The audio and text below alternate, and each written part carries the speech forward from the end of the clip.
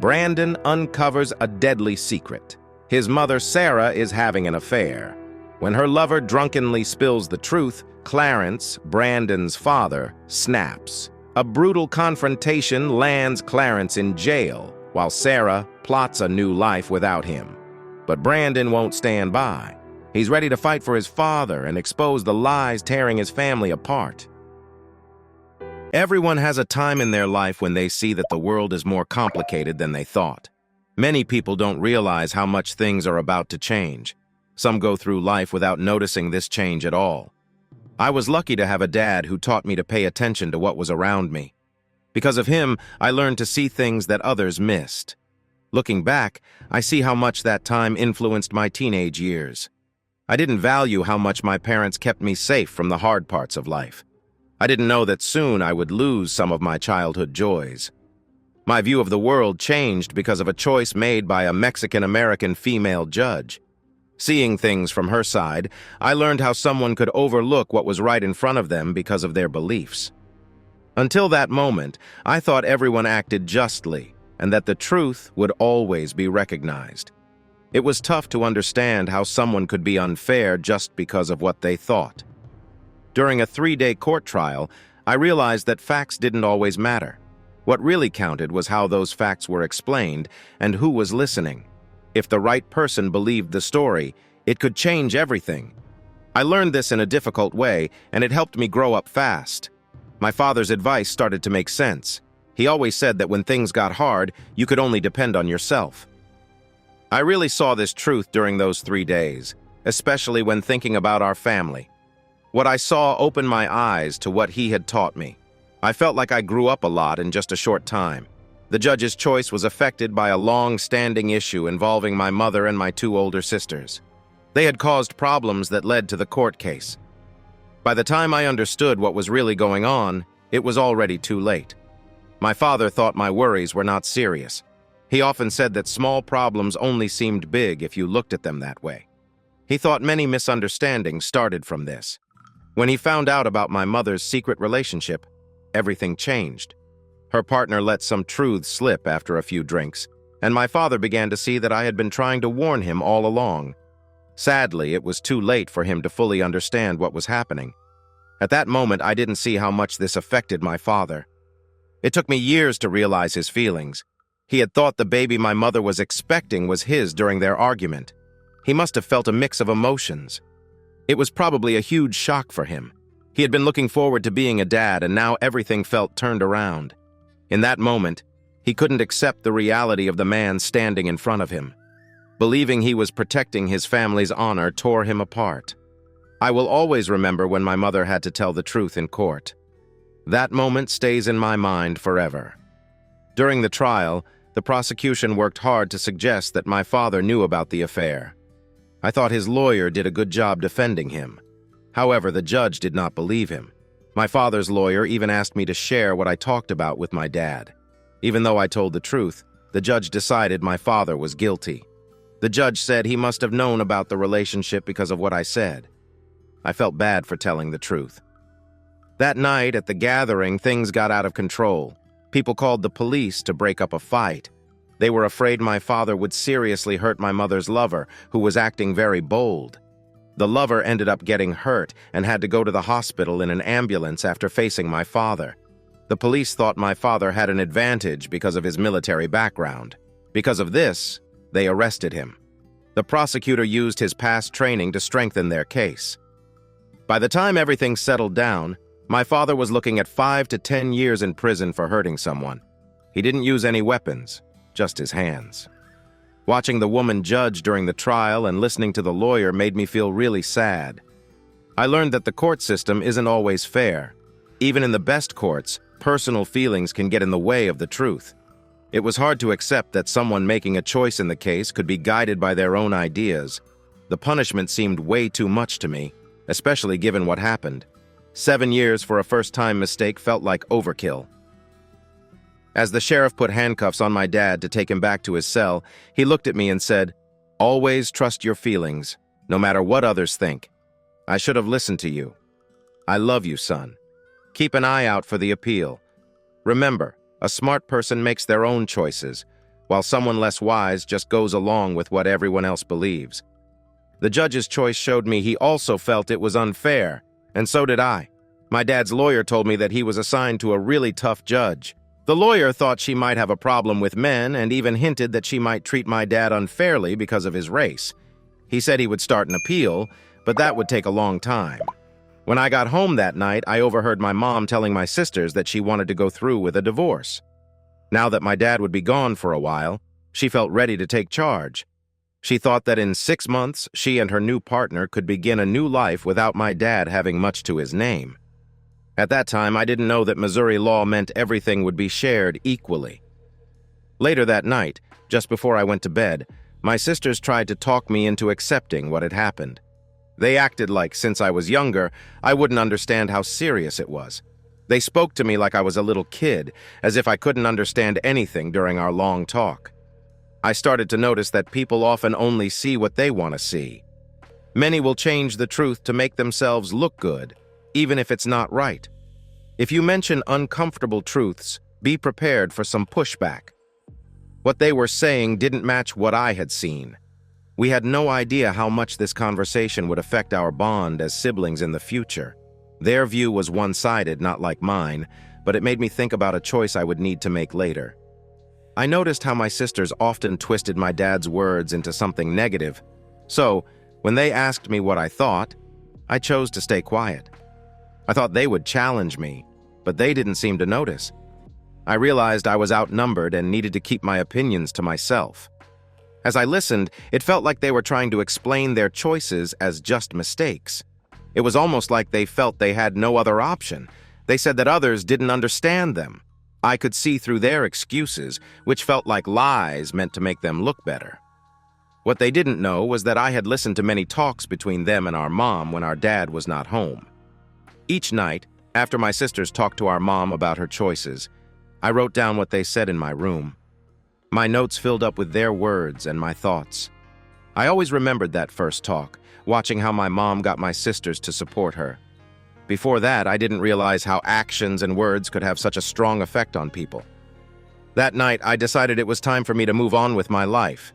I couldn't accept the false picture they wanted me to believe. My dad always said that if you cannot accept how someone acts, it might be best to step back. I didn't know how important that choice would turn out to be. I pulled out the sports gear that my dad had bought for me, which was tucked under my bed. I packed my sports bag with some clothes, but had to leave behind a few things I really liked because I didn't have enough space. At that moment, I didn't realize how important this decision was, but it changed what I valued for a long time. After reading my journal entries from the last year and a half, I wrote a long note about everything I had experienced with my mom. I wanted to explain why I was leaving, so I placed the letter on my messy bed the next morning. In my note, I made it clear why I felt this way. I shared that I saw my mom and my sister as people who would say anything to get what they wanted. After breakfast, when everyone was out for the day, I packed 6 notebooks into my sports bag. I went to the bank when it opened and took out most of the money from my savings account. I was thankful that my dad had made me work part-time at his store over the years. I went to a bank nearby and got a prepaid debit card before leaving town. Then, I visited my dad in jail for the last time. When I shared my plans with him, he saw that I had made my choice. He wished me good luck and told me to be safe. He reminded me that if I ever needed help, I could call him. I assured him I had enough money to take care of myself for a bit. When he asked about the car he gave me, I said no because it might lead back to him. With tears in his eyes, he nodded and said, "Promise me you will keep learning and stay out of trouble." Once I reached the edge of town, I started hitchhiking and didn't look back. Since it was the start of summer break, I was heading northwest. After I got to St. Louis, I bought a train ticket to Seattle. I chose this route to make it harder for anyone to find me. I chose Seattle because of what I heard in the news. It was known as a forward-thinking city, and I thought the local leaders wouldn't be searching for someone like me who had run away. Later, I learned that I made a good choice. I worked as a manager in the car section of a Costco store in Bellingham, Washington, while I studied online. I finally got my general equivalency diploma, and my future seemed bright. It had been 5 years since I left home, and I wanted to celebrate my 22nd birthday in a special way. 2 years before, the store manager gave me a job after his wife told him about a quick fix I did when her car broke down. When my supervisor finished his schooling and moved on to a new job, the manager offered me that position, but only if I got my GED. I achieved that in 6 months. That Saturday, I was driving a truck from the lube shop to my new home. I had just gotten a new job and moved to help open a store in another city. While driving, I saw a woman by the side of the road with steam coming from her car. I slowed down and wanted to make sure she felt safe with me. She looked at me, then rolled down her window a little so we could talk. After she opened the hood of her car, I looked inside to see what was wrong. It took me about 20 minutes to find the issue. I was a bit dirty, but I told her I could fix a broken water line that was making her car overheat. I used duct tape, plastic tubing, screws, and clamps that I had in the truck to explain what I was doing. I fixed the split hose and worked on it for about 2 hours. I got water from a nearby creek and used a soda bottle to fill her radiator. Just as I finished, she came over to see what I had done. I told her that what I did was just a quick solution, but it would help her get to where she needed to go as long as she was careful not to push the car too hard. I reminded her not to drive too fast and to avoid the freeway. The kind lady and her daughter asked about me and my job. When they offered me money for my help, I kindly said no and suggested they do something nice for someone else instead. After that, they drove to the Costco store where her husband worked in Bellingham. I think when he found out about the fix I made, he was surprised. His team called it creative. They said they wouldn't have thought of that solution, even with their own experience. I had connected a plastic tube to stop the leak after cutting the broken line. Once I secured it with metal screws, I covered the damaged area with duct tape and tightened it with 2 small clamps. This was to ensure the piece stayed in place under pressure. The mechanic said that I needed quick and careful hands to make that repair. He wondered if I had hurt myself while working. The lady's husband had come to find me at the quick lube shop where I worked. He was very supportive and helped me get my GED. One day, the store manager's secretary called for me to come to his office. It sounded serious, so I went right away. When I walked in, I saw 2 police officers in regular clothes waiting for me. They told me that my mother had reported me missing after I had left home. A program had linked back to me through the online classes I was taking, which helped them find me. Over the past weeks, the detectives had been keeping an eye on me and had let the local police know that I was safe. They explained that my mother had been told I was okay and where I was living. They also mentioned that since I was now an adult, there wasn't much more they could do to help. After a short talk about my life over the last 5 years and why I left, they told me that my mother wanted me to call home because there was a serious problem with my father. This made me think about everything I had tried to escape. I spent about an hour in the manager's office sharing my story. After listening, he understood why I liked being alone and kept my feelings to myself. He asked when I would want to return and face my past. I told him I needed some time to think before giving an answer. Later that evening, after talking with my friends, I decided to call home. I looked online for a while until I found my grandfather's phone number. He gave me my sister Ren's number. When she answered, she told me that our father had passed away in an accident while he was serving time. She also told me that I was mentioned in his will. But before anything could happen, I had to meet with his lawyer first.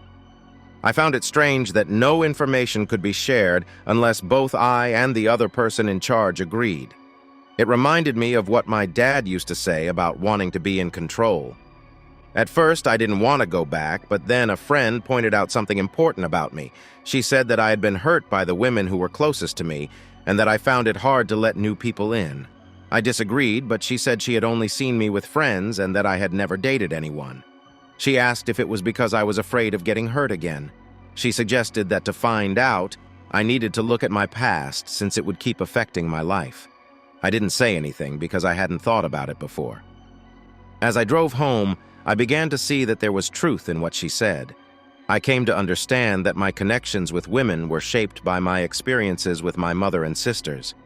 Without realizing it, I had built walls around myself to keep others away while I tried to figure things out. I knew it was time to go home. I found out that my father had passed away 7 months before, and I had a half-brother I had never met who was nearly 5 years old. I asked Ren to send me the lawyer's details. 2 weeks later, I started my long drive back to my childhood home. I had changed a lot in the 5 years I had been away. I looked like my father, but had my mother's body type. I stood 6 feet, 2 inches tall, with broad shoulders, and I looked healthy. My dark brown hair had a light spot at my temple, and my facial hair made me appear older than I really was. Based on what I found out, I could make the trip in one long day, but I decided to spread it out over 3 days instead. While I drove, I came to realize that going on a long drive needed some planning. It gave me time to think about facing my family, whom I had kept at a distance, and it helped me deal with my sadness again. Life had made me careful about trusting others. I didn't believe people at face value anymore. I learned more about them and about myself during this time. The people close to me called me a lonely man because they had a hard time understanding me. Looking back, I can see how much I had changed. I still noticed the hidden truths and false words from my mother and 2 older sisters that made my father's life hard. Now, as an adult, I see that my dad was like a player in a game where he had no chance of winning. What they did seemed cold and calculated. As I entered Missouri, I made up my mind to hold those responsible for my father's situation accountable. While listening to a local radio station, I discovered many others shared my desire for justice.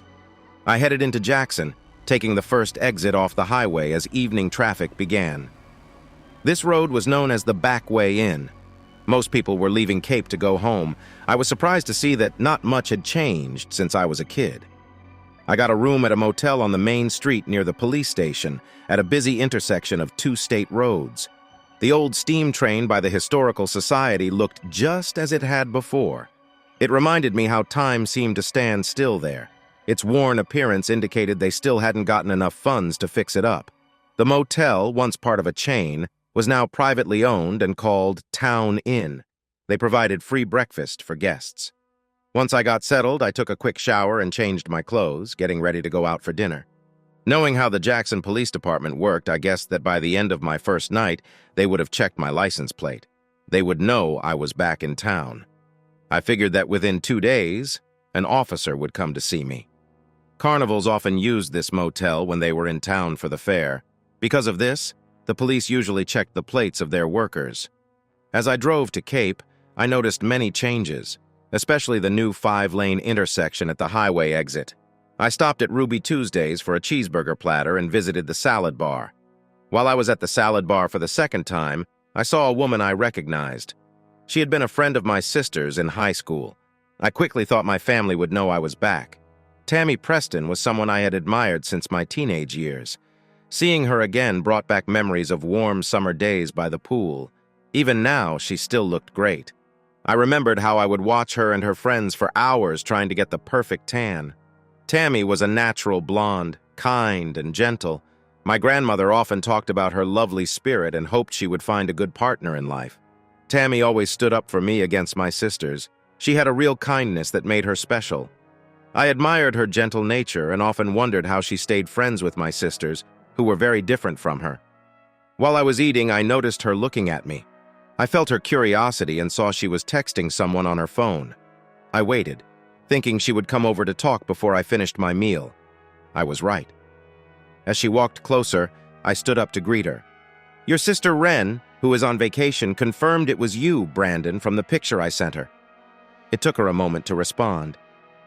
You've changed so much. I thought it was you, but your height and facial hair made me a bit unsure. I have to say, I really like your new look, Tammy said as she walked up to my table. Can I sit with you for a moment?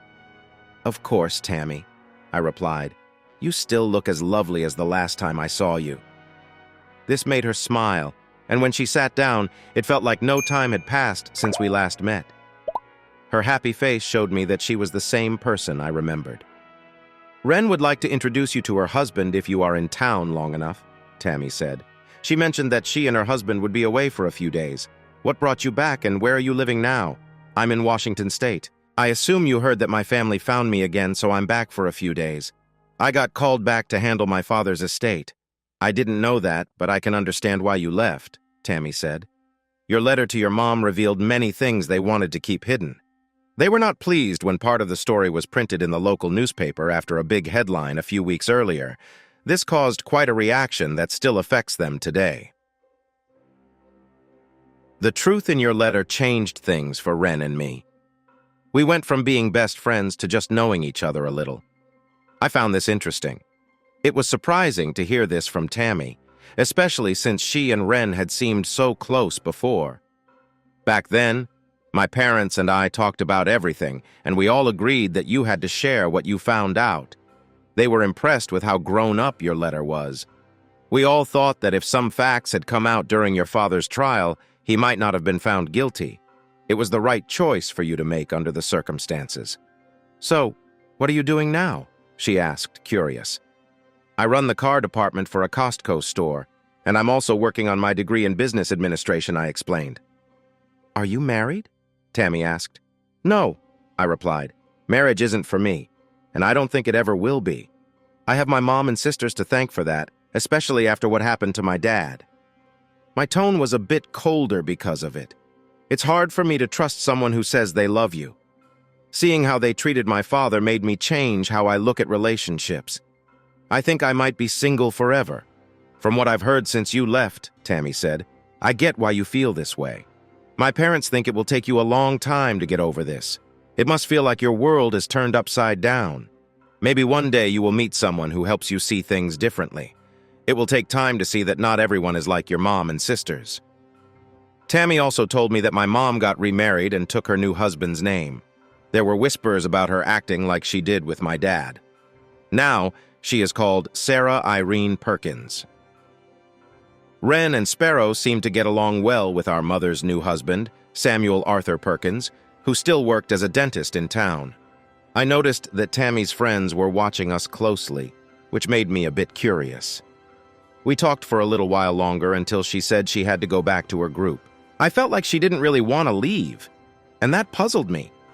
Before she walked away, she told me I had grown into a good-looking guy. When I checked my phone, I saw we had been talking for more than an hour. I paid the bill, drove back to Jackson City Park, and took a long walk to think about everything. I couldn't help but watch her as she returned to her friends, no matter how she was dressed. To me, she looked beautiful. I still didn't understand why I felt so happy when she was around. Tammy often reminded me that our choices can leave us with questions that stick with us for a long time. My mother's actions had caused people to talk about her new situation. No matter if it was true or not, she might need to leave the town she had known all her life to escape the gossip. It had been over 5 years since I last saw Tammy, and that night, as I lay in the motel bed, all I could think about was her. I wondered if I had acted grown up during our short time together. The next day, I went to the lawyer's office. I found out that my father's farm equipment business had been sold, along with the house where my parents lived. Other belongings had been valued, and some were sold to give my mother what the court said was her fair share. I was shocked because I had no idea how much my parents had owned before the divorce. My father had taken his part of the money from the court and invested it in technology stocks, which had increased a lot in value. He started to buy real estate again with that money. Your father was clever. After you shared what you learned, the lawyer explained that he started getting ready. He was able to keep some of his money away from your mother in court. For example, he created a new investment company with a special trust using both his name and yours. This company was set up in a place where taxes are lower. This helped protect everything from U.S. taxes. The bank account holds about $300,000 in cash, and the company's stocks were valued at just under $2 million 2 weeks ago. The lawyer mentioned that after the first year, he moved to a safer place where he could use his own computer. This allowed the investment company to grow quickly because of his skills in business. It's all managed through a company that pays no taxes, so it has really grown, he said. It even owns the farm where your grandfather lives, so you'll need to make plans with him. There is a list of all the buildings the company owns. It also includes some other interesting properties. Recently, the cost of building materials has gone up. I believe the true value of their assets is much higher than what is shown. Just so you know, your father decided that your sister would not inherit anything after he looked things over. He thought that because they supported their mother, they should not get any reward. So now, everything he had belongs to you. Your grandfather is handling your father's will, so I suggest you talk to him. The lawyer said he was very proud that you understood the situation clearly and then shared more details. I needed to know what was happening. When I looked over everything in my motel room, I was amazed by what my father accomplished while he was away. He had taken the pieces of a long marriage and built a successful business. He set things up in a way that let me take some money, pay off the bills for the buildings, and live comfortably without needing to put in more money if I didn't want to. I thought back to how quickly he got back what he lost after his divorce. This took me to the time when he first taught me about money. He showed me that money is a tool to help create chances in life. My dad always said we need money to live, but the true trick is using it wisely. He advised me to give up some short-term wants at first. Then I could save smartly to have a good start in life. To do this, I needed to understand that ads often push us to spend, which can be a bad move with money we worked hard to earn. It may have been hard to let go of small comforts at first, but once I got used to it, I could also use other people's money to help me from the time he spent away. He had kept spending low on basic needs. I saw how that helped him grow faster without extra costs. He took his own advice by using money from the bank to buy properties that made money, and they were paying for themselves. I remembered when I first came to Washington State, hoping to get to Canada, and knowing I needed to live simply. I looked through the daily newspapers for a tiny room to rent. In just 3 days, I found one. Just 2 days later, I got my first full-time job as a mechanic. It was perfect because it was close to my new home. I stayed in that small room for 3 years before I moved to an apartment. It was very cheap and a bit informal. Nobody bothered anyone, so I could go about my life without drawing attention. I cooked on a small stove I bought from a second-hand store and did my laundry at a nearby laundromat. My place had just a small bathroom with a shower. I kept my costs low, owning only a basic phone from a store. I packed my own lunches and took drinks in a thermos to save money instead of wasting it at vending machines. In 2 years, I saved about 60% of my weekly pay after taxes. I used that money to help buy a 6-unit building that I now called home. My father's advice was right. I think my desire to keep a low profile helped me choose a simple lifestyle. When the owner of the lube shop gave me a promotion and moved me to Bellingham, that's when I bought the 6-unit building I lived in. One day, I found a letter from my dad that he had never opened. It was among the papers the lawyer gave me. In the letter, I learned that while he was in prison, he found out he was very sick. He thought it was because of the chemicals he was around during his time in service. By the time he got checked out, it was too late, and he realized the situation was serious. He had a plan to make sure that his life insurance would help me after he was gone. I made a note to check if everything was in order with it. He asked me to let go of any hard feelings I had. He wrote that everyone faces challenges and to learn from his errors.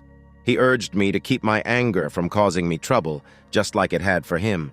He encouraged me to use the help he left for me to do what I needed to do in a proper way. I thought about my father's last words when I heard a knock at the door. When I opened it, I saw the police chief. He came to talk about the case that was still open against me. I remembered him. He had been at the court every day, ready to answer questions. "Brandon, I know you feel your father's situation was unfair," the chief said. "You believe it was caused by what your mother and sisters did. What you might not know is that the weekend he died, he had just won his appeal and was about to be let go. The appeals court decided, by a vote of 4-2, that he should not have been found guilty because he didn't start the fight. He was only protecting himself against a man with a knife. Neither the district attorney nor his lawyer pointed this out during the first trial. If they had, it might have made a difference." "It's too late now," I said. "And I've heard since I got back that there are rumors she is causing problems again." "We've heard about those two," he said. "Sadly, there isn't much we can do about it. She's not the first person to twist things for her own benefit, and she won't be the last. Often, people like her end up worse than they expected. She comes from a family known for bending the rules, always seeing how far they can push things. We've tried for years to gather proof against them, but we haven't succeeded. When I stayed quiet," the chief went on, "we checked your background and saw that you've done well for yourself. Don't let your family's past hold you back. Settle your father's affairs. Go back to your life and move on from the past. But before you leave, let me ask you something. What do you think about Judge Fiona?" I asked. She's a modern Mexican-American woman and is active in the women's rights movement. For many years, she took care of her children by herself after her husband went back to Mexico. He felt he didn't fit in here. It took her a long time to finish the divorce because he left her.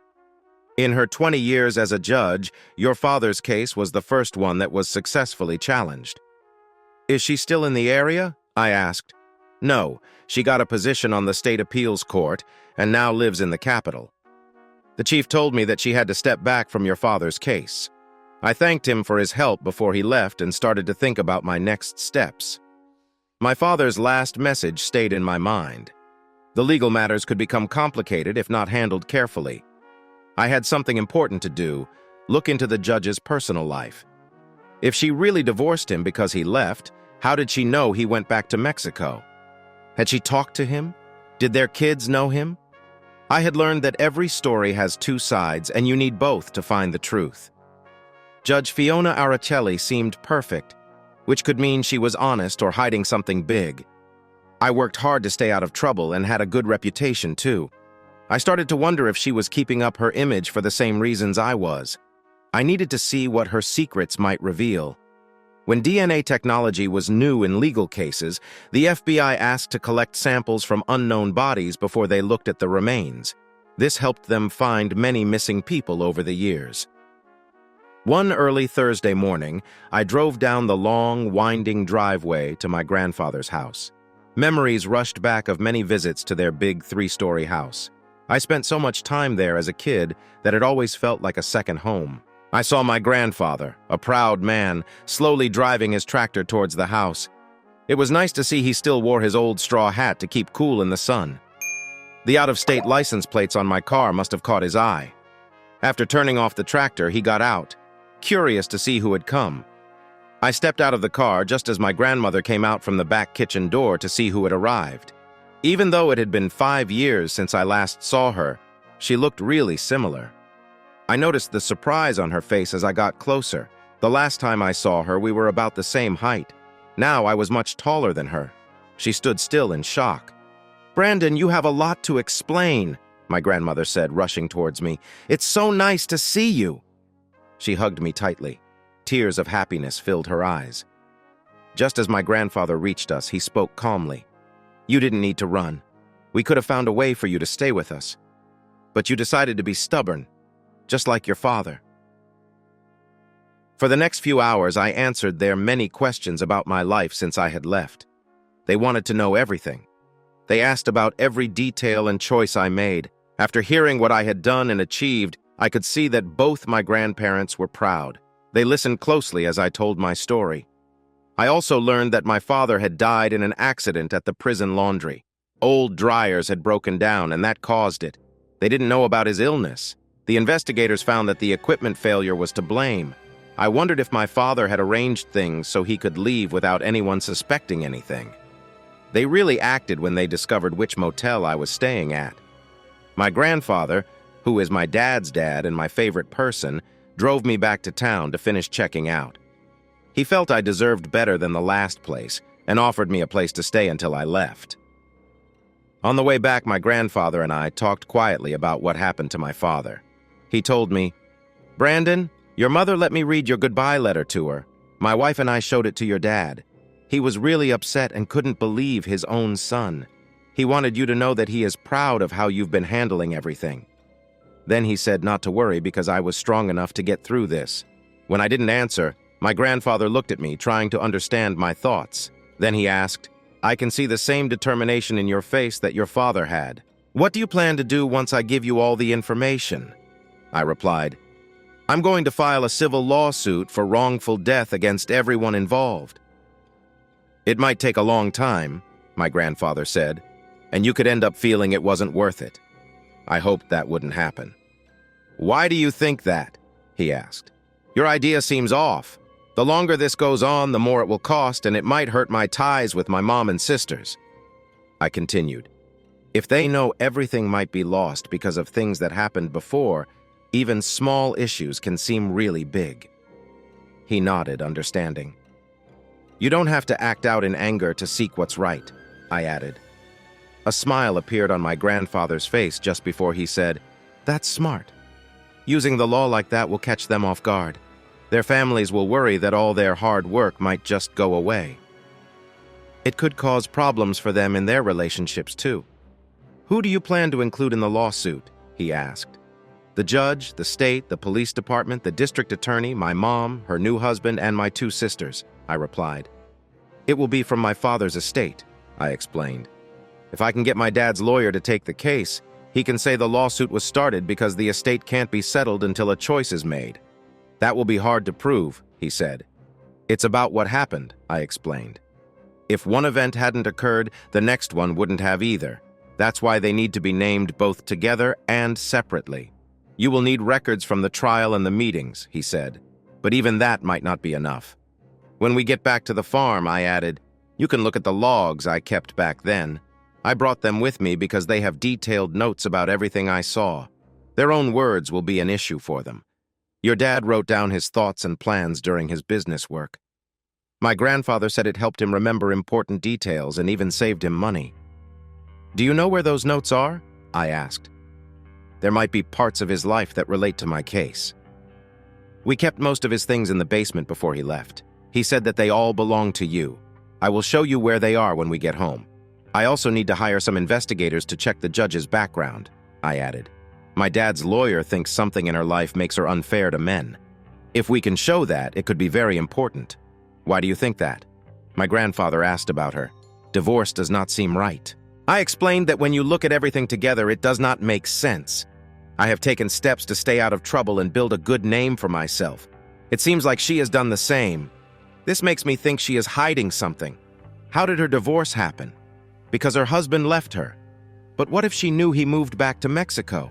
Leaving only counts if there has been no contact for a time. Within an hour, we were back at the farm after my grandmother showed me the bedroom I would be using. I quickly unpacked my things and got my logs for him to read. It took him about 4 hours to go through them. During that time, my grandma and I got ready for the first homemade meal I would have in years. This was a special moment that brought back good memories for both of us. While we cooked, my grandmother shared news about her children and their families. She also decided to have a family barbecue on Sunday to celebrate my return. We were still talking when my grandfather came back to the kitchen. Brandon, he said, the dates and details create a very troubling picture. I never thought 3 women could be so tricky, but your notes show it clearly. Clara's actions, from what I've read, match my worries about your mother's behavior back then. Your notes show she was trying to find ways to push your dad out of their marriage by making things worse. Our son's mind was all over the place, making it tough for him to see the whole situation. What they said and did showed it was all planned. After dinner, my grandfather took me downstairs to where he had kept my father's things. We spent a long time looking through the boxes. Among them was the computer my father had used while he was in prison. There were many things I wanted to keep, some that my grandfather wanted as well, and the notebooks written during the time we were looking for answers. I spent most of the night reading what my father had written and connecting it to what I already knew. This helped me understand his thoughts and the events from that time better. As I looked at everything from both sides, I noticed something important. When I put together my recordings and his notes, a clear timeline came into view. Events that seemed random by themselves showed a strong purpose when combined. That was when I found his computer password and the details for his Bitcoin account, things he had never talked about during the divorce. Using my phone, I logged into the account and saw that both our names were listed as owners. I thought, good job, Dad. It hit me that he knew how things would turn out with my mom, and she ended up with less than 2% of what he owned. He started investing when Bitcoin first came out, putting in $100 each month without fail. Over time, he had invested about $16,000, and now that money was worth millions. I was amazed he had done this, especially since my dad was always worried that a big storm could ruin the power grid and take everything away. The very next day, I started to turn what we had into money on Friday. I set up my dad's computer in the basement and used the password I found to log in. That's when things got interesting. It looked like my dad had followed my hunch and hired a private investigation company. He got their report after paying them, and that was when he could use a computer again. I found out a lot of things I didn't know before. It helped me understand my mom's actions and what I now believed was her plan. From the beginning, she aimed to deal with the civil lawsuit. I figured out that I needed to move back to the area. I had to keep a close eye on things and share important information at just the right time. This way, the pressure I put on a few people would slowly build up when they least expected it. I called my grandpa to come down and see what I had discovered. When he came downstairs and saw the computer, he chuckled and said, "At my age, if I get down there, I might not be able to get back up." Then he suggested, "Let's ask your grandma where we can put it."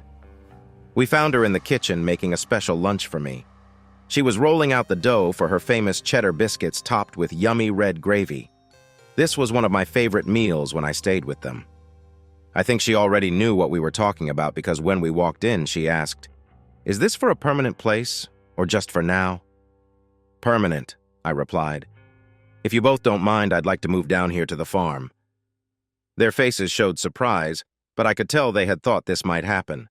My grandfather said, "The whole third floor can be changed into whatever you like." He added, "I can talk to your uncles this weekend to see how fast we can get it done. Then, I'll move some things around in my sewing room." My grandmother said we can save a little space for a small desk until we finish everything else. "Have you thought about what work you might do?" my grandfather asked. "Thanks to Dad, I now own a big piece of land. It's off the second exit into Jackson from the highway," I replied. I think he recognized that this area on the West Coast would grow. There are now many gas stations with convenience stores and fast food places.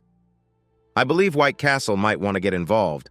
I'm going to check into it, and next year I want to learn from Grandpa how to run the farm every day.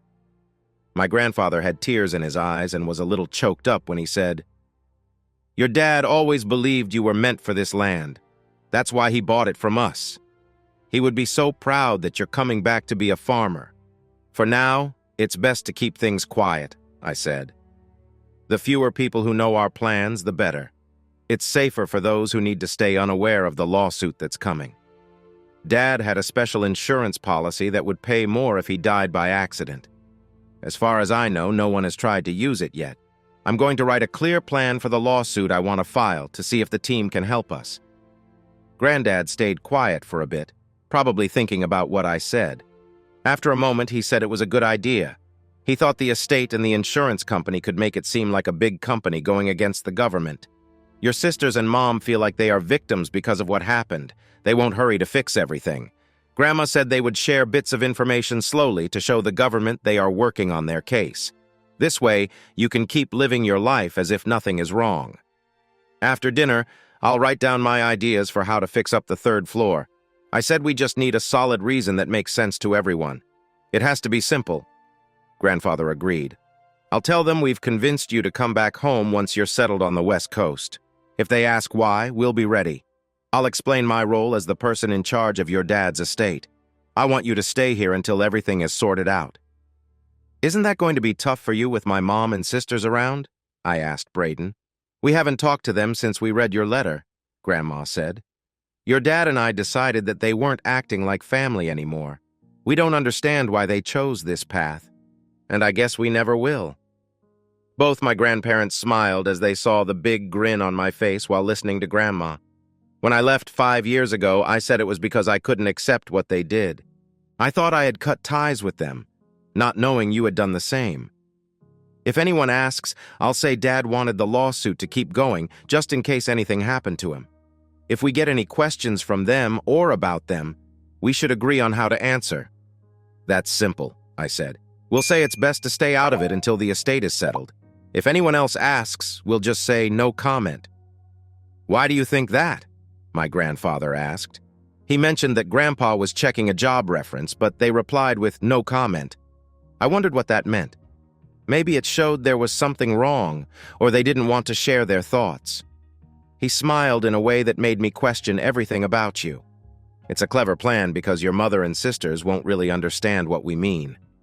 Driving home gave me time to think about everything that had happened. I realized my dad was in a difficult situation. If I could do to them what they did to my father, it would surprise them completely. I believe that in our situation, going bankrupt wouldn't protect them from what the court decided. I said, "It's good we've kept your father's will a secret." My grandfather replied that your sisters will think anything they owe will be settled from their share of the estate this Sunday.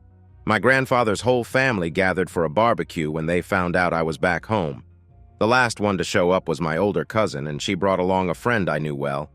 Tammy Press arrived wearing denim shorts and a loose tank top. It was a sunny day, perfect for cooling off in the pond. She had her hair in a ponytail, and I noticed that a few people looked her way when I glanced at her. She looked like someone from a beautiful painting. I remembered the summers by our pool when she wore a white swimsuit that caught my eye. Those memories made me feel a bit frustrated because I wanted to be closer to her, with her long legs and warm smile. She was hard to forget. To most people, she might seem like just a pretty girl, but to me, she always stood out. I thought about how nice it would be to have her near me. The day went by with me talking about what life was like where I live now and how wonderful it felt to be back home. I used my phone to quietly take a few pictures of Tammy without anyone seeing. That morning, my grandfather and I cooked a lot using fresh ingredients from Grandma's garden. Tammy and Grandma liked to watch me as I chopped vegetables for the tacos and burritos. Later, I found out they had a long talk about how much I had achieved in the past 5 years. Tammy told Grandma that she thought I had turned into a good-looking young man. Grandma said she felt that way about her husband when they were young, and she still did. My grandpa made burgers with pulled pork and ground beef while I worked on the soft tacos and burritos. I was so busy cooking for the more than 20 guests that I barely noticed how much attention Tammy was giving me.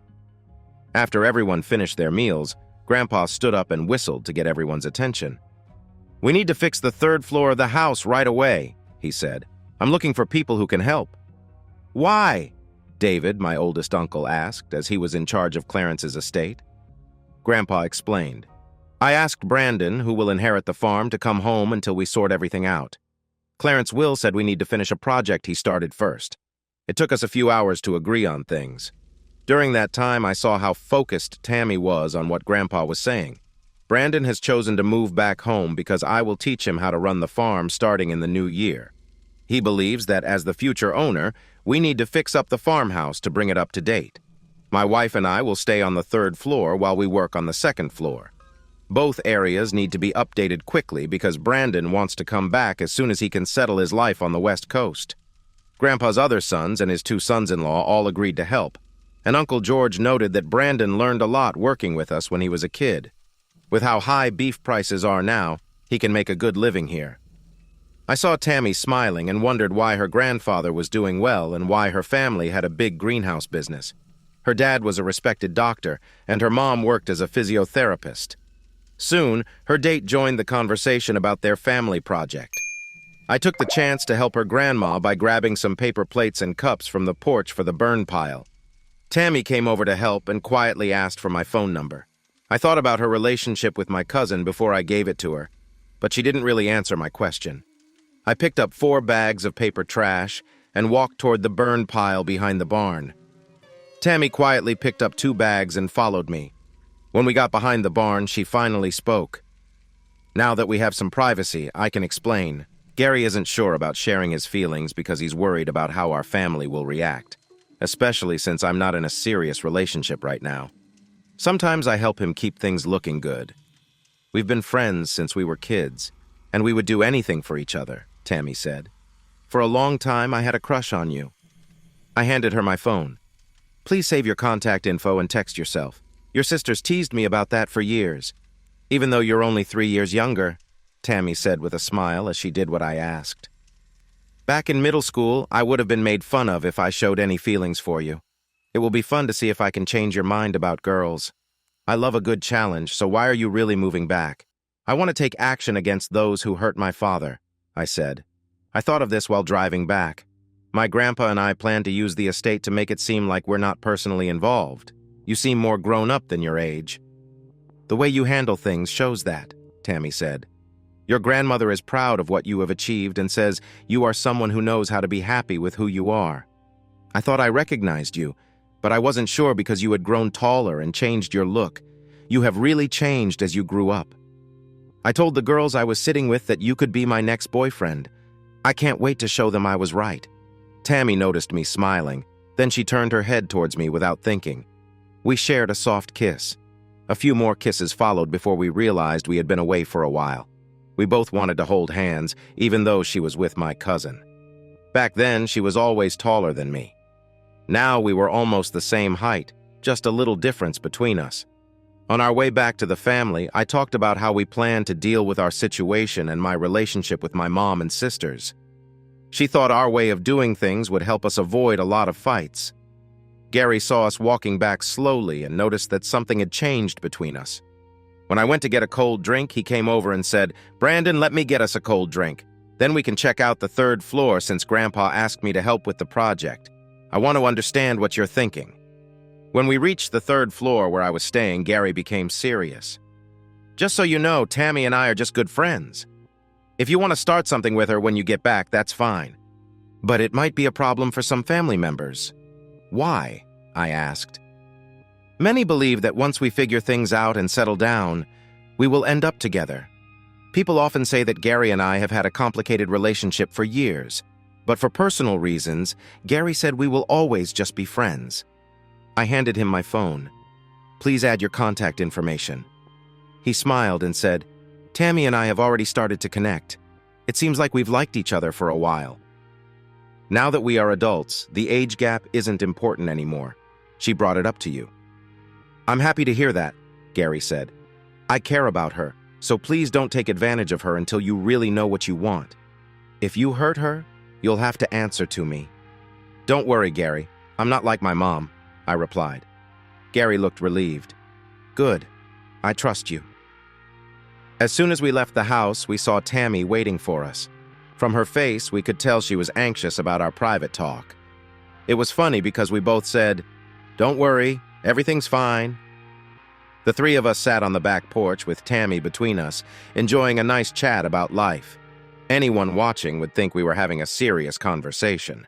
What they didn't know was that we were actually planning how to behave around family until Tammy and I became more serious. We wanted everyone to see us as a close family, and we thought we did a good job of that. After the family left, Grandma and I enjoyed a pot of tea while Granddad was already asleep. "Brandon, I don't know if you know the whole story about Gary and Tammy, but if they were a couple, then your grandfather isn't my husband. Grandma said Gary has been honest about being gay for a long time, and Tammy couldn't stop looking at you all day. Tammy told me that Gary is scared to tell the family," I explained.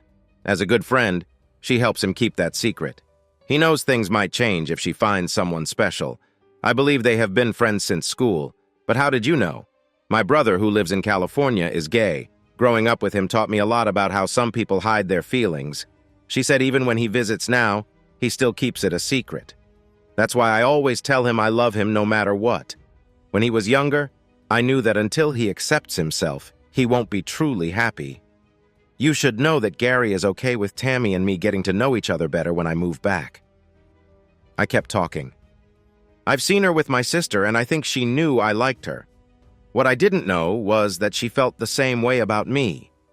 Grandma told me to be careful. Tammy and Ron were close friends, and she warned me before everyone learned about the family problems. I understand," I replied. On my first night back, I saw Tammy at a restaurant. She told me that she and Ron were no longer friends and that there was a big gap between them. It seems whatever Ren said didn't help.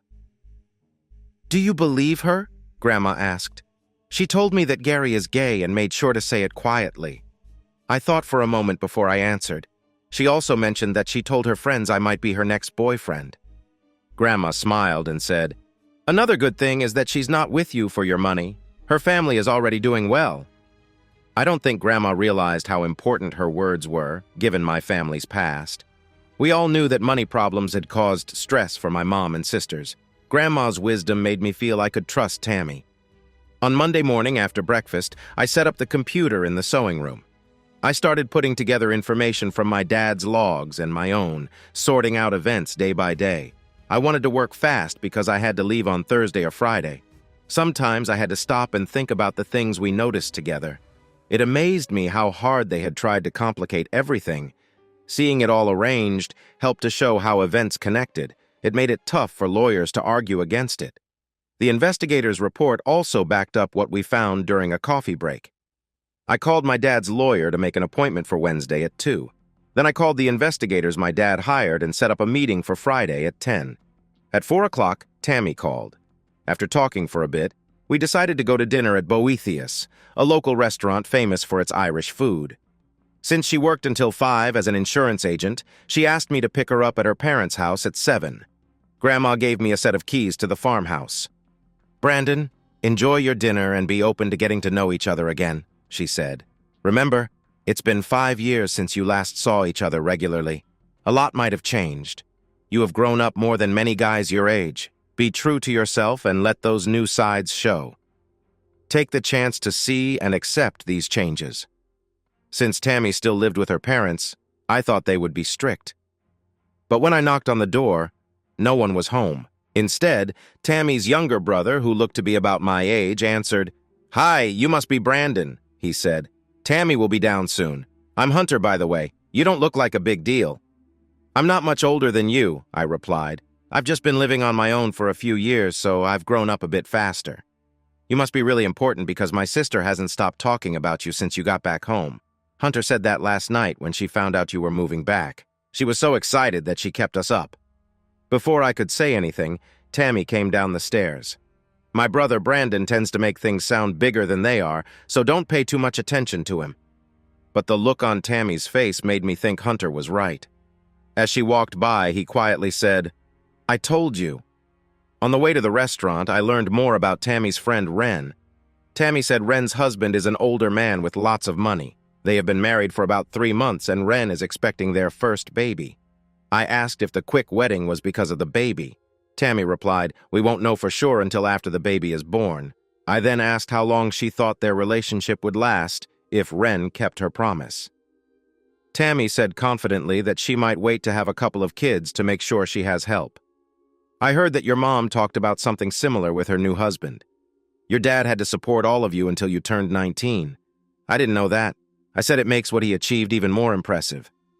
"So, your mom didn't leave him with nothing?" Tammy pointed out. "Like she said she did." "It's a fair split," I explained. "He started to build his life again by investing in technology and buying into new markets. He used his earnings to buy properties that make money. Once everything is settled, I can sell those and live comfortably if I want. One of my properties is at the second exit off the freeway, and I want to look into starting a gas station there. That's great. When I tell my parents, it will help ease their worries about you being interested in me for my family's money." Tammy laughed. "Even better. Tell them we agreed to a prenuptial contract to protect what we have if things get serious. I suggested that if they ask for more details, they can mention that I own the farm where my grandfather lives and some other properties that make money.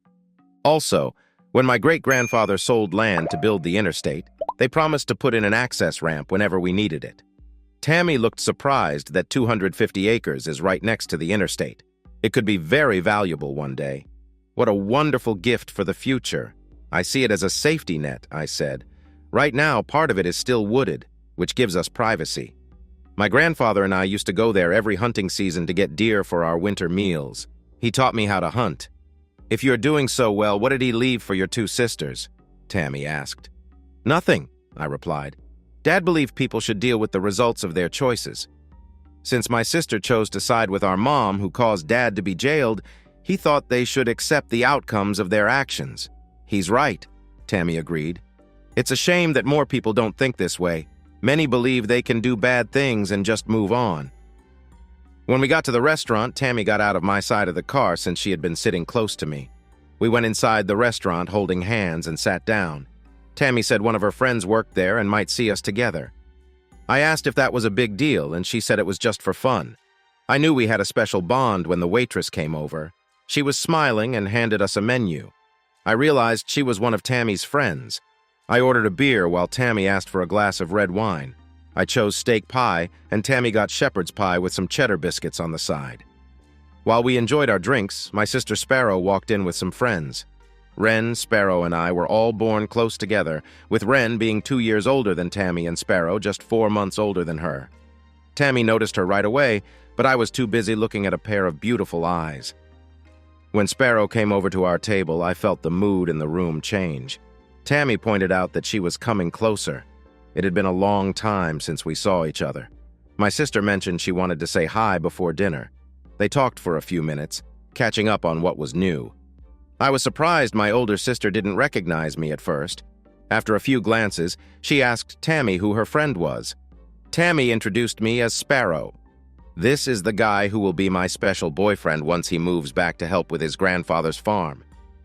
I stood up, reached out my hand, and said, "It's been a while." "You still look wonderful, sis." Sparrow looked surprised and had trouble finding the right words.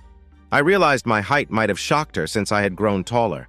Finally, she said, "I wouldn't have recognized you, Brandon. You've changed a lot since I last saw you. Maybe it's your beard that looks different." Later, Tammy laughed when she saw how surprised Sparrow looked to hear my voice. It was clear that my family was not as close as before. I wondered if Wren had told them I was back in town. I offered, "You and your friends are welcome to join us." I wanted to keep my relationship with Tammy private, and this would be a good chance to catch up. Without saying anything, Sparrow went back to her table. She talked to her server, and before long, she and her friends came over with drinks. I moved to sit next to Tammy after we introduced ourselves. Sparrow's friends asked why she didn't know I was in town. Her answer surprised me. 7 years ago, Brandon and I got caught up in something that changed everything, she said. Wren was more involved, and I followed her. It ended up pushing my younger brother away. We didn't notice how much it was affecting him. I haven't seen him in over 5 years, and I hardly recognize him because he has changed so much. I would be curious to hear what he thinks about that time. Tammy held my hand as a way to support me while I talked. Everyone has their own problems to deal with, so I won't say much more about it. I learned a lot about being on my own, and it really changed me. It's clear that Sparrow and I aren't as close as we used to be, but maybe we can fix that with time. I mentioned that I now live on the West Coast by the Pacific Ocean, and that I enjoy my life there. During dinner, Sparrow asked about our father's estate. I told him we couldn't settle it until our father's legal issues were resolved. He set things up this way in his will. I thought about asking my father's lawyer if my sisters could challenge the will. "What does that mean?" Sparrow asked. Dad felt he was treated unfairly, so he planned to sue. At the time he died, he was already appealing in his will. He said that if anything happened to him, the lawsuit should carry on. Since he passed in an accident, it turned into a wrongful death case that could take a long time to settle. Sparrow said, "That's why I'm coming back to take care of my grandfather's farm." I explained that since my grandfather is in charge of my dad's will, he'll be busy with lawyers and court matters. "Who do you think they will sue?" Sparrow asked. "I'm not sure," I replied. "If it were up to me, I'd include everyone involved in the accident." Tammy smiled, knowing the issues with the estate were mostly settled, and I didn't want to talk about that. Sparrow and I had a nice talk about my plans for the land. I told her I wanted to focus on organic farming and look for options. One of her friends said that grass-fed beef sells for a higher price. Many people don't know that cows are often fed grain in the final weeks before they go to market, even though they should be eating natural grasses. Sparrow explained that this is just a way to charge more later. "Brandon, I want to rebuild our relationship if you're open to it. You've changed so much that I hardly know you. You used to be so carefree, but now you seem more serious. It feels different and reminds me a bit of Dad. That's what happens when trust is broken," I said. "It changes how you look at things." Thinking back on our father's trial, I see how close I was to being in the same spot. I see the last years of Dad's life like a tough poker game. Because of that, I've become more careful and keep my guard up. Now I need people to show me they can be trusted before I let them get close. When I spoke, Sparrow went quiet.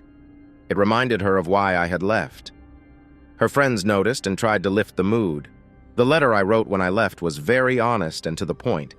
It brought back memories for Sparrow and made her realize how strong my feelings had been. It also told her that what we had would never come back. When I told our server I was covering their meal, she looked surprised. As we stepped outside, Tammy mentioned that she got the message you sent. She knows her family isn't trusted by you anymore, which is why she is being quiet. Do you think she knows about the good news regarding your father's case? He passed away soon after. I doubt it. Unless it was in the news, most people wouldn't know, I said. But what I wanted to say has been shared easily. Soon they will hear about an official notice, but they don't realize it affects them. Brandon, Don't let me forget how you can think clearly, even when talking casually, Tammy said. Why? I asked. Because it helps you see beyond the silly things that many of us talk about, she explained. Very few can see the truth as fast as you do. It shows you are a leader, not just a follower. The right person who captures your heart will have a wonderful life. After dinner, Tammy and I went to a theater near the big stores to watch a movie. Then, we chose to sit at a Dairy Queen and share a large banana split. As we enjoyed our dessert, 2 of Tammy's friends from the first night I returned to town came in. The first thing they noticed was us playfully sharing bites of our treat. Tammy gave a big smile when one of her friends said, "Wow, she wasn't joking. Looks like she moved on quickly." They clearly knew each other well.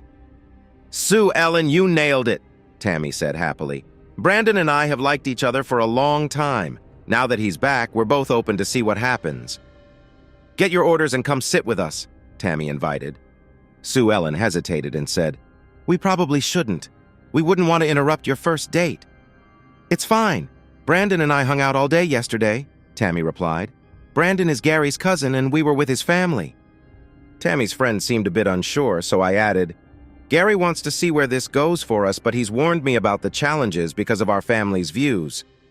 That was enough to reassure them. As they picked up their orders, they came over to join us. I scooted closer to Tammy to make room for everyone. "Sue Ellen, Candace, this is Sparrow's brother Brandon, and over here is James and Alan," Tammy said as they settled in. Sue Ellen's eyes sparkled with joy. "Wow, it's great to see the 2 of you finally getting together after all this time." "No wonder you were so happy when you got back, Brandon. Did she mention that the only reason she was friends with Sparrow was to be near you?" I joked. "Really?" I laughed. "I can't wait to tease her about that." I then turned to Candace. "Could you snap a few pictures of us with my phone?" She smiled and said yes, and we took our first photos together. They asked how soon I could move back. I told them it wouldn't take long if I got a management team for my cinema. If I decide to sell it, that might take a few months. For some reason, Tammy's friends looked surprised that I was already doing so well. I talked about the things I had done in my life since I left home. On the way back to Tammy's parents' house, she said, "You must have really wanted to achieve all of this, Tammy." I chose Washington State because it has nice views. I thought the police wouldn't bother me there. I was lucky to find a cheap place and a job right away. Everything I needed was very close. I worked hard to stay out of sight. I told her my landlord liked me because I wasn't a troublemaker. She let me use a small hot plate for cooking. When I turned 18, I got my GED and started university.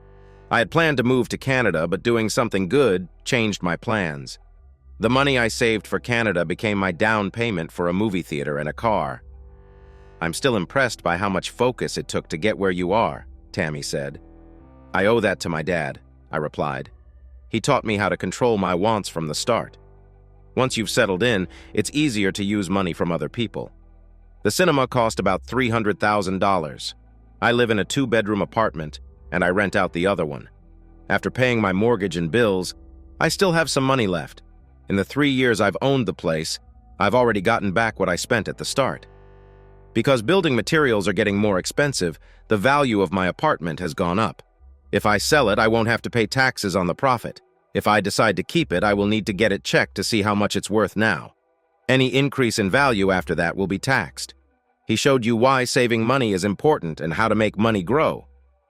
Tammy said he taught you skills that some people may never learn. How do your grandparents feel about your choices? They really asked me a lot about what I'm doing. They were upset when I left, but they understand my reasons, and I explained everything to them. Still, they seem happy with how things have turned out. You should feel proud too, especially since you just turned 21, which is ahead of many friends you had before. Tammy told me that everything we've been through has helped us get ready for anything life throws at us. I've realized that worrying doesn't help because there's always a way to face tough times if you prepare for surprises and handle what comes next. I answered her as we pulled up to her parents' house, which was mostly dark except for the porch light shining on the front door. I walked her to the door to make sure she got inside safely before giving her a few soft goodnight kisses. Little did we know, her mom was waiting for her in the kitchen, eager to ask about the date. My granddad listened to us and then took me to speak with my dad's lawyer. The lawyer reached out to Prudential Life Insurance Company regarding my dad's policy, which had been canceled due to missed payments. After my dad passed away, the lawyer quickly sent them a copy of the death certificate to show they needed to pay the $4 million. Once everything was agreed upon, we showed him a timeline I was putting together that showed the events around my father's death. I explained clearly what I wanted to do. I made it clear that I wanted to make sure those responsible for my father's accidental death faced consequences. Mr. Carson Visage looked over the information before sharing his opinion. "Brandon," he said, "to be honest, this case is too much for me. I understand it, but we need someone who knows how to deal with the state." I said I didn't know the best way to move forward, which could put us in a tough spot. "Would you be willing to help me if we find someone else to be part of the case?" I asked. "What you've shown so far is good," he replied. "But anyone we talk to will want a lot more proof before they get involved. Who do you have in mind?" "The insurance company's asset recovery team," I replied. "After we settle my father's claim, I'm sure they'll be interested, as they will have something to gain too. The state is likely to try to hold things up, which might make it difficult, but it's worth a shot," he said with a smile. "Now I understand why you want to have a record of your father's estate. I will keep the copy you made, but I need you to go back and connect everything with notes about the documents we used. The court will want the original papers when we go to trial. After this, I plan to go to the courthouse to get the trial records and then stop by the state capitol to get the appeal papers, all on my way home. I mentioned that the next time I send information, it will come from my new home in Bellingham and will include scanned copies of the original documents. By the time we are ready to file, I should be settled at my granddad's house." After that, we shook hands and left. As we were going out, Dad's lawyer said he would recommend that we ask for court costs in the case. "When I speak to the insurance company, I understand they will keep the first $2 million if we win." "That works for us," I replied. "Neither of us is doing this for the money. If we lose, I'll pay your expenses." We had just left the courthouse and sent for the papers to be sent to me when my granddad got a call from my grandmother. It seems my mom found out I was back in town and wanted to see me. I asked my granddad where we could have a quiet yet public chat. He suggested Jackson City Park just as the sun was going down, since most people would not be there then. When I got back to the farm, I called her, and we set a time to meet at 7:30 that night. I also called Tammy to plan our catch-up after I met my mom. Our first meeting in 5 years did not go the way my mom expected. By the end, she saw me in a new light. She started by asking about what was in my dad's will. I told her I couldn't say anything until the court case was finished. I was surprised that she didn't seem to know anything about it. She wanted to know what I was doing with my life, but I told her it was none of her business because I had chosen to be my own person. When I left Brandon, she tried to reach out. I didn't expect things to turn out this way when I started the divorce. I just wanted to feel like I was in control as we went through it. "Mom," I said, "I remember everything from the night Sparrow and Wren talked to you about your secret.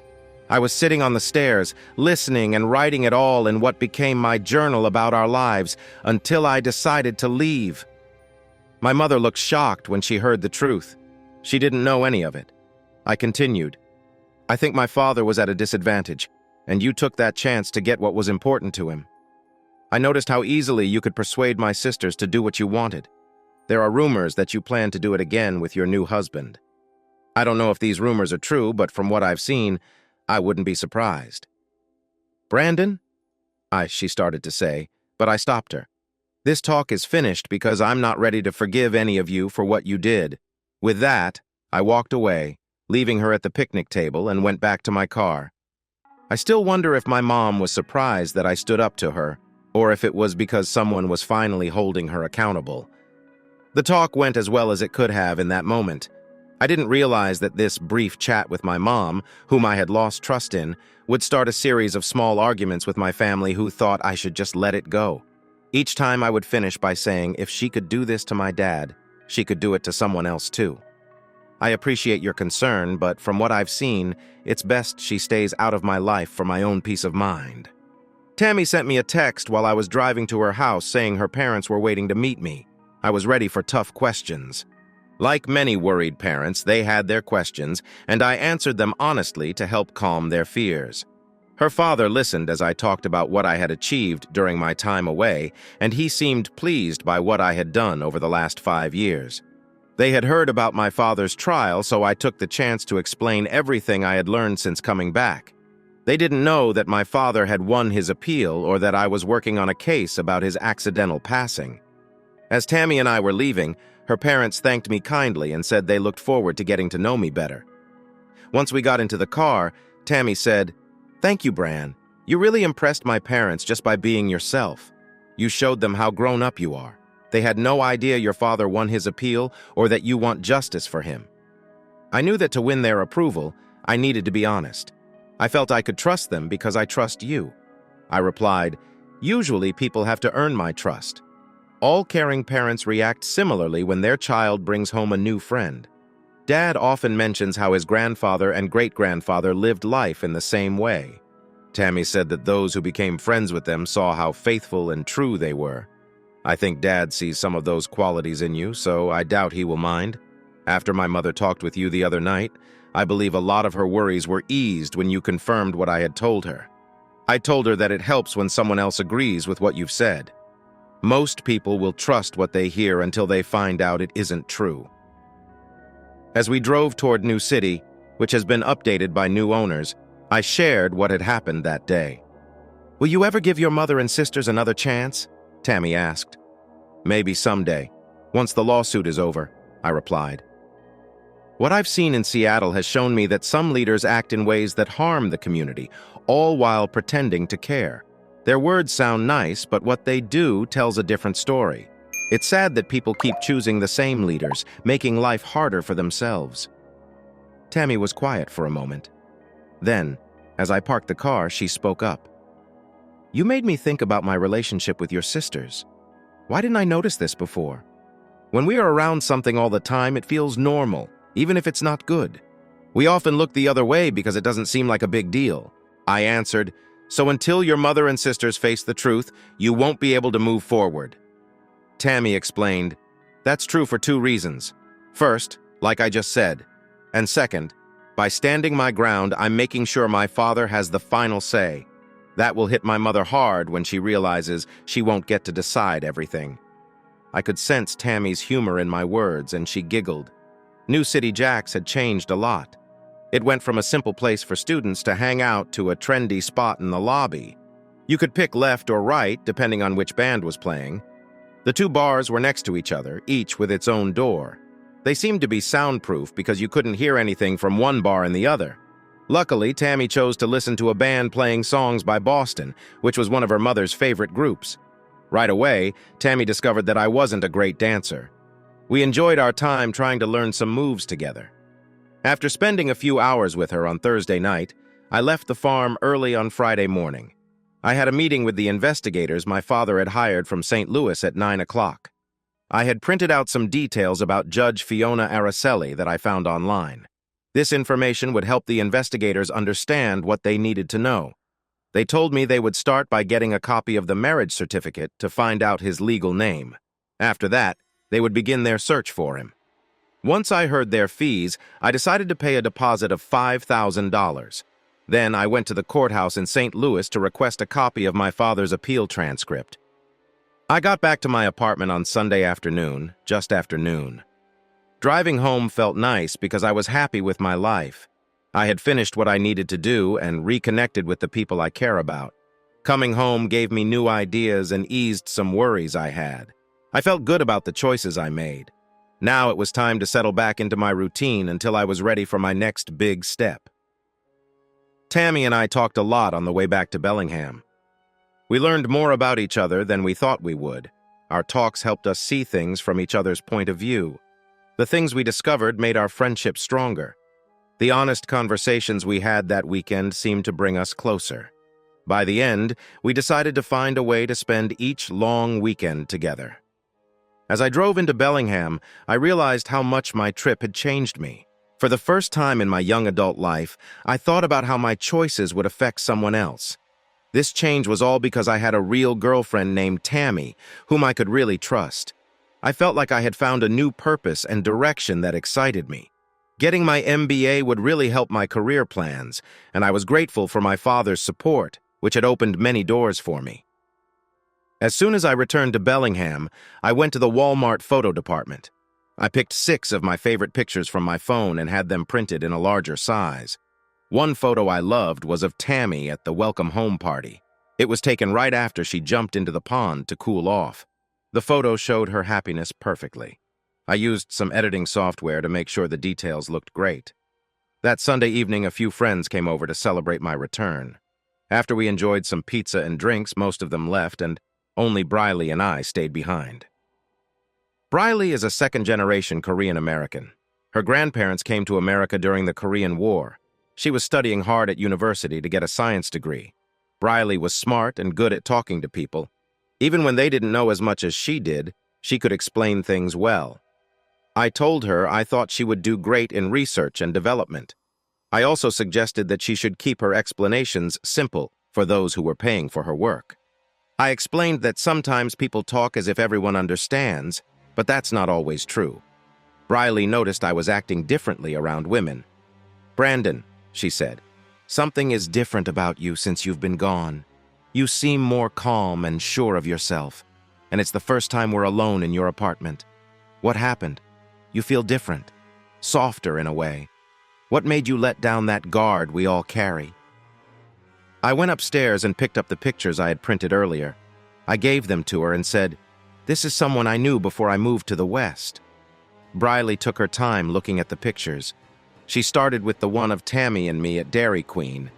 Then she looked at the others and said, "She seems like a nice woman and you look comfortable with her. What's the story?" I told her that we grew up close and met again when I was back home. I explained that she was friends with my sisters before they started to cause trouble for us. "So what's her name? Or is it a secret?" she asked with a laugh. "Her name is Tammy Press, and I really liked her when I was a teenager," I said. "She helped keep the peace between my sisters and me. With all the chaos we often made, to be honest, she is very different from my mother and sisters. I never really understood why she spent time with them because she is nothing like them. My grandmother says she has a kind heart. I didn't know back then that she felt the same about me." Bri looked at me with a new way of seeing, like she was finally understanding who I really was. Finally, she spoke up. "I see now. You're excited about getting close to someone new. You trust her, and that helps you let go of some of the weight you usually carry." I was shocked that I could share my feelings so clearly. We talked for a long time about my visit back home. Bri then said, "Your family situation is really complicated, but I believe you can handle it. Don't let the lawsuit take over your life. It might cost you more than you realize. Also, don't let your family problems get in the way of new friendships you're building. If you feel like you need to fix it all, remember that even if you do, it may not bring you the happiness you hope for." Her honest words led us to chat about how I view people in general. It was well past midnight when she finally headed out. Before she left, she spoke with Tammy, saying, "Remember, being open is what brought you two together. Don't let family issues change that.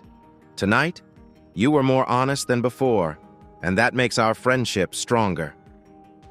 Riley's words kept me awake for a long time. She was right. I often hid my feelings.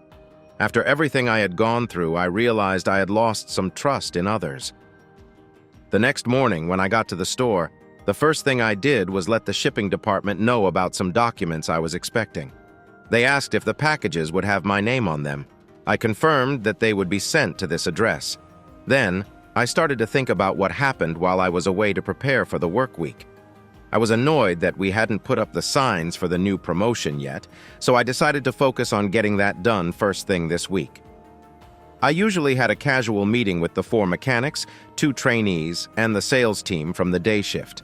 This meeting was to talk about the work we had to do. They noticed I looked more relaxed, which was new for them. As soon as we opened the doors, the phone started ringing, showing it would be a busy day. Our ad in the weekend newspaper had caught a lot of attention for our tire sale. For every set of tires sold, we checked if the wheels needed to be aligned and looked at the braking systems too. By suggesting extra services, we not only helped our customers, but also increased our sales, which were better than expected for the quarter. We were one of the few stores that stayed open until 6 in the evening. When I finally took my lunch break, we were fully booked for the week. I used that time to make sure we had enough supplies to keep things running smoothly. Since our prices depended on the time it took to do jobs, the shop workers could fit in smaller tasks to help raise their daily earnings. Everyone knew that taking shortcuts could lead to big problems. Around 10:30, my phone made a noise that made me jump. I looked at it and saw a message from Tammy. It said, "Looks like someone saw us together. David's wife called and asked why I was with you instead of Gary." I texted back, "Not surprising. I'm busy at work. I'll call you when I get home." Finally, around 3 that afternoon, I got a break. I went to a restaurant to grab a hot dog and a coffee. Just as I sat down with my food, the store manager saw me and came over to join me. "I see you got your department back on track quickly," he said as he took a seat across from me. "Did your trip back home go better than you thought?" he asked. "Kind of," I replied. "It's complicated because of the legal stuff after my father passed away, so it will take some time, but overall it was better than I expected." "Did everything get sorted out with your family?" he asked. "Let's just say everyone knows how I feel now," I said. "They may not like it, but at least it's clear." I answered, "How come you're smiling then? That's not something I see often." He laughed, noticing my good mood. "Something good must have happened." I told him, "I think it's because I got to reconnect with some old friends. They really made my time at home fun." I added, "Another good thing is that once everything is sorted out, I'll inherit the family farm." I don't know much about farming, but I've heard it can be a decent way to earn a living if someone works hard at it. He said, "I know the basics." I didn't want to say too much, but during my summers at my grandfather's farm, I picked up a little bit before I started helping at my dad's tractor shop. I didn't even know Dad had bought the shop when my grandfather retired. "So, what's your plan now?" he asked. I replied, "In my free time, I'm getting all the papers ready for my dad's lawyer before we go to court. We can't settle the estate until that legal case is finished. I want to share that I met someone at home, and we hope to see each other on long weekends. If any other group had asked for that, I would have said no." He mentioned that while you were away for 2 weeks, your team did a fantastic job thanks to your training. There was no decline in sales, which is really commendable. We'll check your work schedule, and if everything looks fine, I don't see any issues. Now tell me about her. My lunch break ended up being longer than 30 minutes. I opened my photo folder to show him the pictures I had taken. Arlie Richards was quite curious and wanted to learn all about my new friend. By the time we finished talking, I knew his wife Kirsten would hear everything before the night was over. He asked me to make sure to bring Tammy over for dinner when she visits, so they could learn more about her. It was around 8 p.m. my time and 10 p.m. in Missouri when I finally called Tammy. It seemed like my Uncle David's wife, Sheila, was a bit too curious about things. She was making a fuss because she thought Tammy was being sneaky with her son. Sheila was upset that her son and Tammy weren't settling down and wanted them to be more serious. The big reason was that she wanted to have grandchildren soon. Tammy told me she wanted to tell Sheila that her son is gay, but she held back. I reminded her that even if she did say it, Sheila probably wouldn't believe her and would come up with another reason for her son's actions. I then shared how my first day back went, and that I got permission to take long weekends off. That's when we decided it would be great for her to visit Seattle for the next long weekend. About 3 weeks after I returned, some friends came over to see how I was doing. I had not been around much because I was busy with schoolwork and a legal case. I opened the door while I was still on the phone with Tammy. When they walked in, they saw my computer desk covered in papers and files. I told Tammy to let them know she was excited to meet them in a few weeks. This made them ask a lot of questions about what I was doing. I explained that I was carefully working on a legal case. I needed to check everything with the original documents, so I created a simple system to help others find the information they needed. Sometimes this meant gathering a lot of similar papers to make my case stronger. Briley joked, "That's the excuse Brandon is using. If we looked at his phone records, I bet he's been talking a lot to someone important." I laughed and replied that with the time difference and everything going on, the actual time for conversations was pretty limited. Briley smiled and quickly said, "When you feel this way, it's funny how you suddenly have all the time in the world for that special person." "I'm surprised you all haven't noticed the new pictures Brandon has hung up," I said, looking around at my friends as they noticed the framed photos in my apartment. "Who is she?" Timmy asked. "Where did you meet her?" Her name is Tammy Press, I explained. I've known her for years. I was talking to her when I answered the door. You'll all meet her when she comes over for the Labor Day weekend. Oh, wow, said Charlene, Timmy's girlfriend. Brandon finally has a girl who really interests him. So, Brandon, tell us more and get us something to drink. As I began to mix drinks for everyone, Charlene added, She seems like a lovely girl, and it looks like she's just as interested in you as you are in her. We stayed up late talking about our plans to go whale watching on the Sunday when she visited. Tim's dad said we could use one of his boats if we paid for the gas. I think I answered all their questions, but the evening ended with Charlene and Tim leaving just as she said they would. Brian won't admit it, but he is definitely in love. The sun was setting when I arrived at Seattle SeaTac Airport to pick up Tammy. I was in a hurry because I had to work late to make up for a long weekend. I was ready to go. I promised Tammy I would take her to my boss's barbecue on Labor Day. After I parked my car and walked inside to meet her, I suddenly remembered that I had left the yellow roses I'd bought for her. I was so happy to see her that I forgot the flowers. I rushed back to my car to grab them. I was worried I would be late to see her. I thought it was a bad start to our first weekend together, but thankfully her flight was delayed by a few minutes. Tammy walked through the gate wearing jeans and a big smile. She greeted me with warm hugs. After I gave her the flowers, we waited for her bags to arrive. We talked about her flight from St. Louis, and she told me she forgot to eat because she was so excited. I called the Space Needle to make a dinner reservation and was lucky to get one since they were open late. During dinner, I learned that Tammy was scared of heights. She liked to see the city lights from far away, but didn't want to look straight down. She took a few nice photos during our meal and said it was a hobby she wanted to share with others. On the drive back to my apartment, we caught up on family news. It seemed everyone back home had heard I was moving back to help run my grandfather's farm. My mom and sisters were curious about what I planned to do.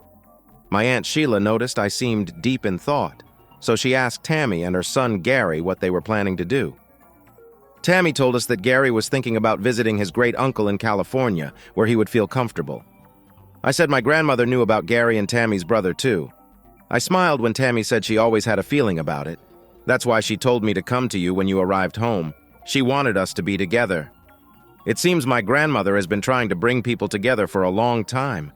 I jokingly said the only one she didn't match up was my dad. She didn't think his choice was a good one. On our drive to Bellingham, I shared my plans for her visit, and she got really excited about going whale watching. Tammy was surprised when I parked in front of my apartment building. It had 6 apartments, each spread over 2 floors. The first floor had the living room, kitchen, dining area, and a small bathroom. The second floor had 2 bedrooms and a regular bathroom. When I first saw the place, the real estate agent promised that everything was included, but one of the other renters mentioned that they needed to get their own washer and dryer. It turned out the last owner hadn't been honest about that. The lights from my car lit up the building's white walls with black trim. I explained that the 2 units were exact copies of each other and that the walls were built to block sounds for more privacy. Tammy seemed happy to learn that each unit had its own backyard. I took her suitcase to the extra bedroom, which was all set for her. "I see you're thinking about the future," Tammy said with a smile. "But I need to tell you what my mom did before my flight." I looked at her, curious, as I placed her bags on the bed.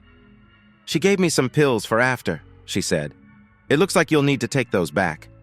I responded, saying that when I get married, I don't want anyone to wonder if it was planned. My oldest sister was born just 6 months after my parents got married. We still wonder if they married for love or for other reasons. Tammy surprised me with her reaction. I thought she already knew. I said, "Honestly, I knew their anniversary, but I never thought about it much because I didn't know what year they got married." She replied, "I understand your point. I would like to give them back to my mom since she didn't want me to come here at all." Most people dislike it when their beliefs are questioned. I advised her, "When you give them back, tell her that you felt she trusted you, but she had concerns about me and wanted you ready." I said this to help us build trust. Tammy laughed and said, "My mom is always worried that I might be influenced by some people I know. Now that I'm taking this trip, I think it just confirms her worries." Some people said mean things about others based on their families. My dad told me that leaving home was hard, but it showed that you could still build a good life. He felt that everyone deserved a chance, and that's why he supported our relationship. I watched a movie about a father searching for his daughter who got caught up with the wrong people. In the end, he finds her, but the person I watched it with and I had different opinions on whether she would go back with him. We interpreted her actions and body language in completely different ways. Tammy paused to think and said that it's interesting how something small can show how different our thoughts can be. We need to try to see things from all sides before making judgments. It takes time to truly understand someone's long-term behavior, and society often doesn't value that. I responded after finishing for the night. I went downstairs to lock up the place before heading back to my room. On Saturday morning, I was at my computer getting some papers ready for the lawyer. I made a way to label the files, kind of like how they do it in a library. It had been 6 weeks since I got back from my trip home, and besides my studies, this kept me busy. When I heard Tammy moving around, I decided to make some coffee. Seeing Tammy come into the kitchen in her pajamas and slippers is a memory I'll always cherish. She looked so relaxed. I was already dressed and ready for the day.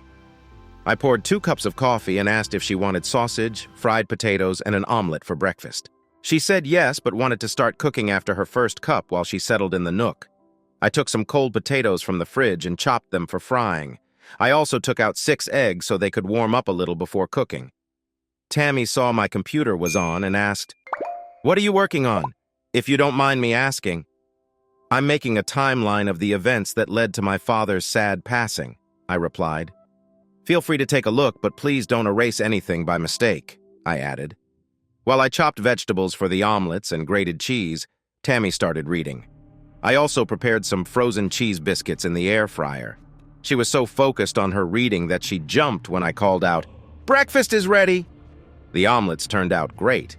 I made them with cheddar cheese, pieces of peppers, onions, bacon, and ham. They were light and fluffy because I added a little baking soda. I warmed some salsa for her to use if she wanted.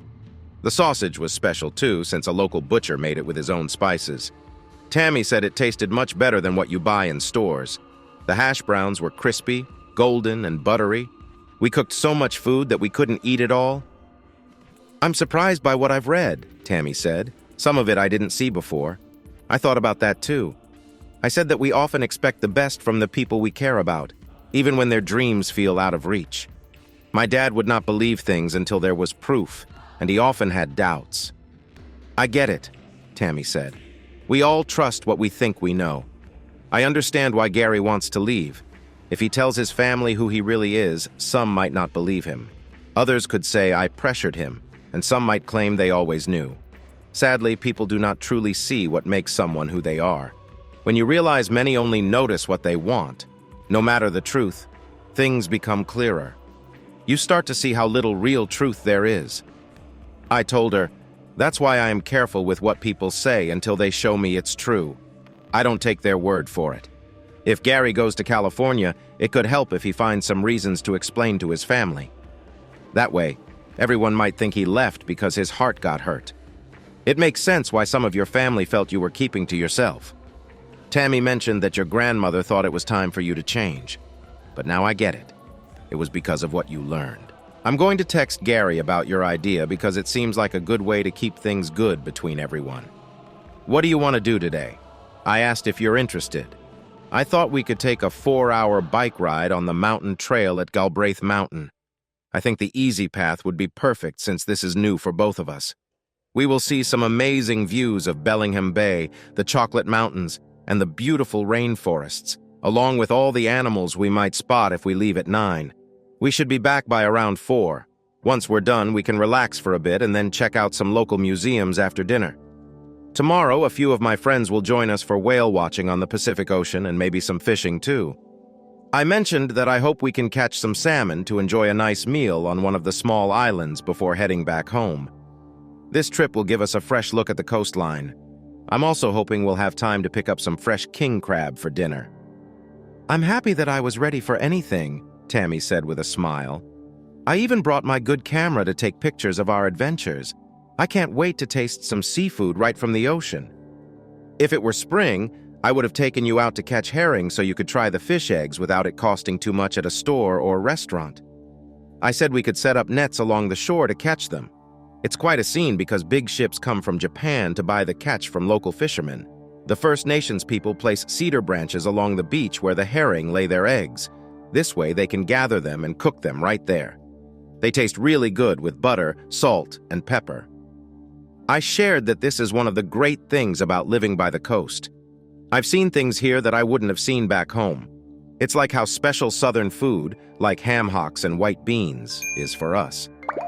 My friend Timmy, who is First Nation, has taught me a lot about their traditions. Watching Tammy enjoy the beauty of the Northwest made me happy. The photos she took were amazing. They showed a new way of looking at the world. Her style was fresh and original, capturing the scenery in ways I hadn't noticed before. After taking some pictures, she would show them to me on her camera's screen. The beginner bike tour tired me out since I hadn't ridden a mountain bike in years.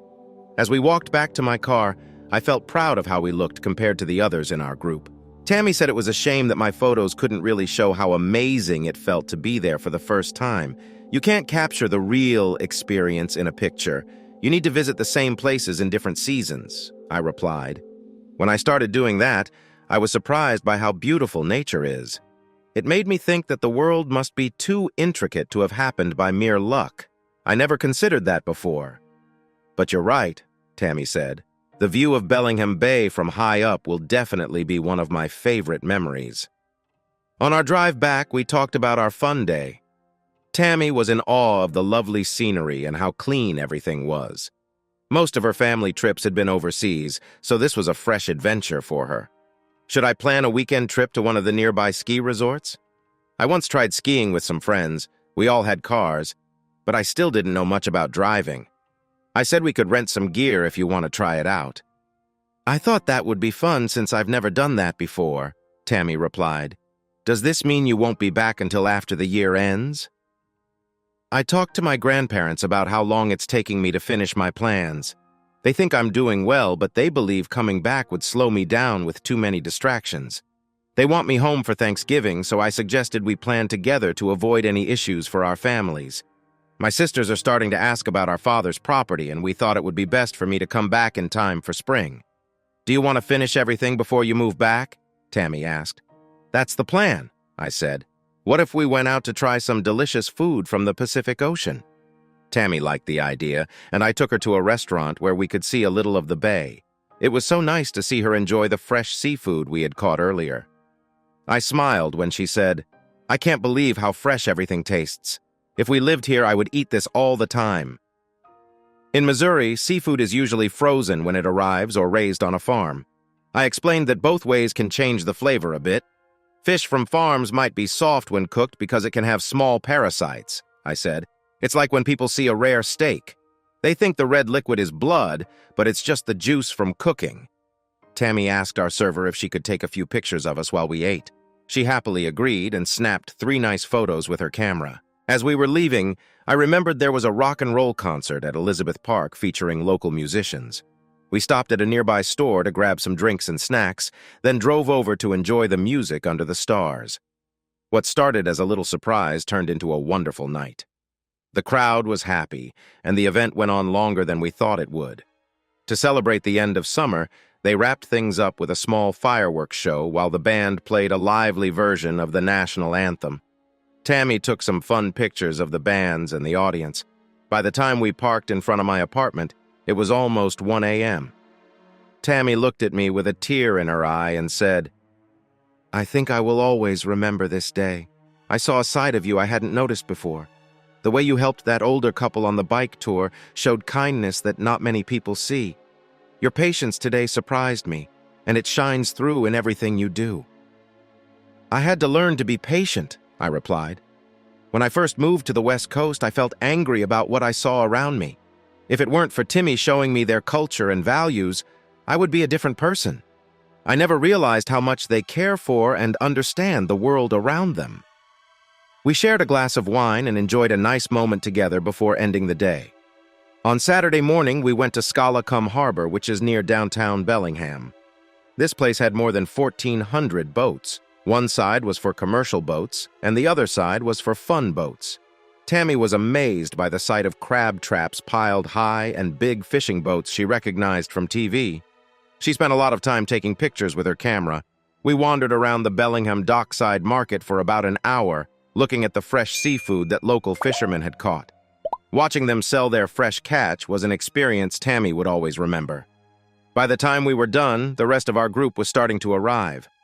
Since we agreed to meet at 10, we headed over to Timmy's father's boat after getting a fishing license for Tammy.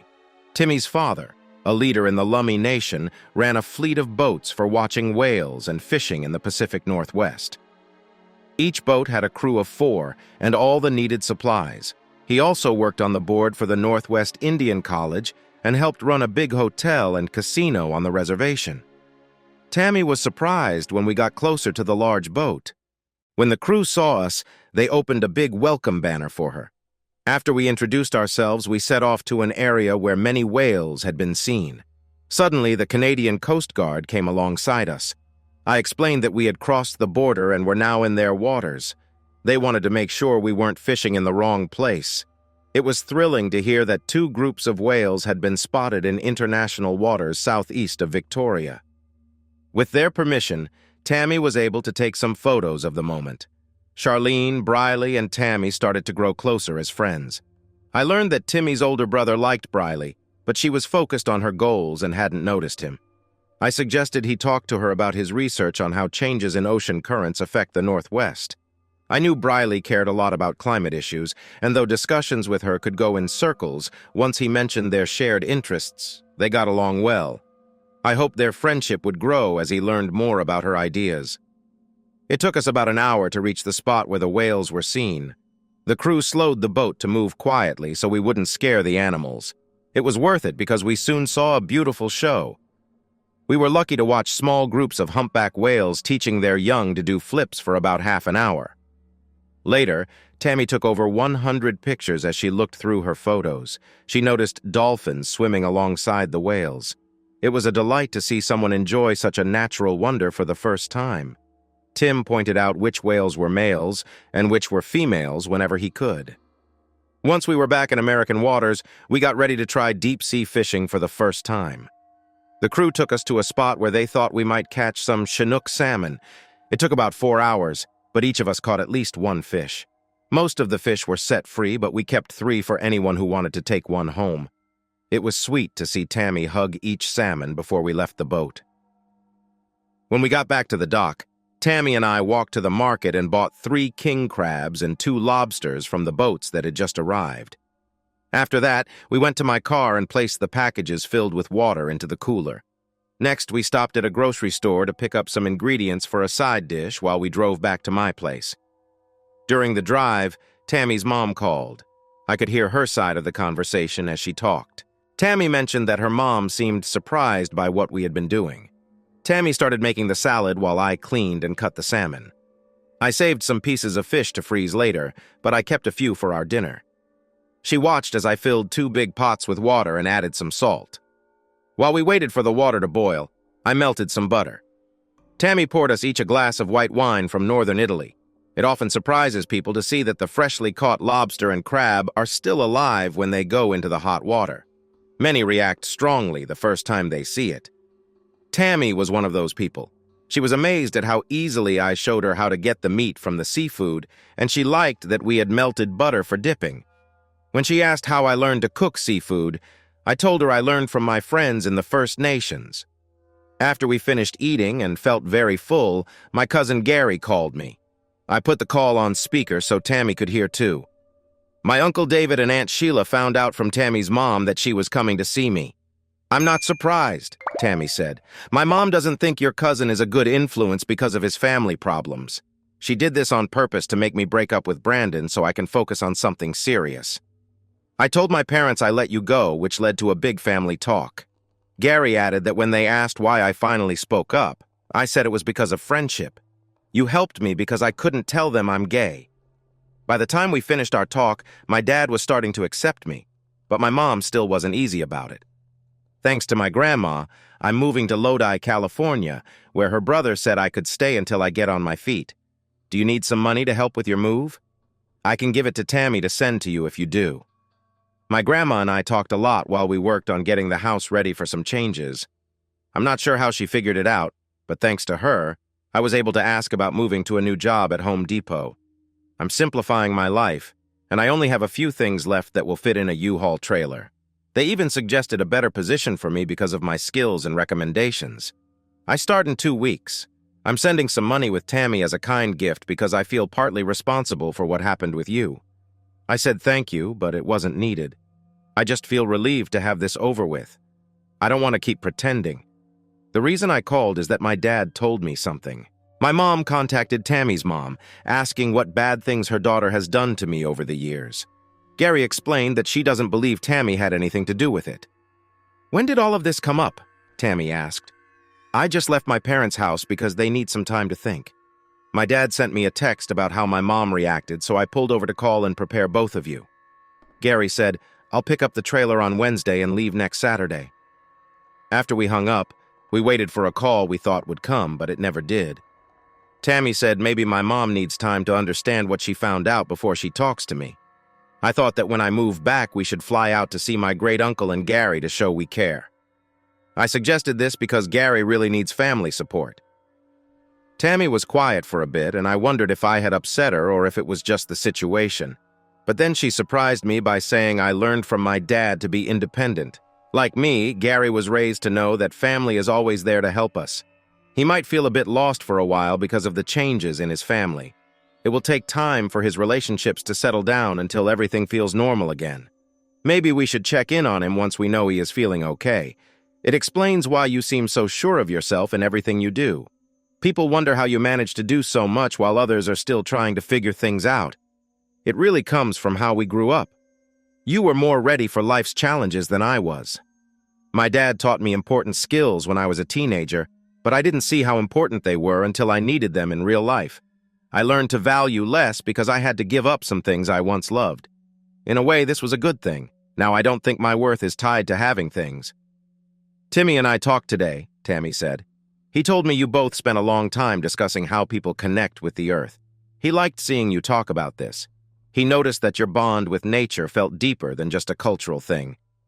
"I learned some of that from my grandfather," I replied. "He always said that if you take care of the land, it will take care of you." Timmy helped me connect with it in a deeper way. I noticed how their respectful practices helped both the soil and the environment. For example, the city of Cape refreshes its sewage systems every January. During this time, they throw away clean sludge at a high cost. My grandfather used to leave a part of his land alone for a year, just like traditions from the Old Testament. Knowing this, I talked to the sanitation department. They agreed to spread the sludge in the area we want to set aside so I can mix it in before planting clover. This will help make the soil better by adding nutrients before I plant again. Growing up, I didn't realize that we often misuse what we have. We call it wear and tear because we use things too much, but really we were just too busy to take care of them. Instead of fixing small issues, we let them get bigger. The same often happens with how we care for the earth. Many farmers spend a lot of money on chemicals to grow bigger crops, but this can lead to uncertain results. Being young lets me explore what nature gives us without rushing for quick results. Tammy looked at me in a new way, as if she was starting to really understand. This idea fits many relationships too. We often hold on to things to avoid fights, but that just makes things harder later. Understanding this helped me see that ignoring problems only leaves them for later. I stepped closer to Tammy and held her hand gently. "Let's promise to always feel safe talking about our feelings with each other. It's a nice thought, but it might be hard to do."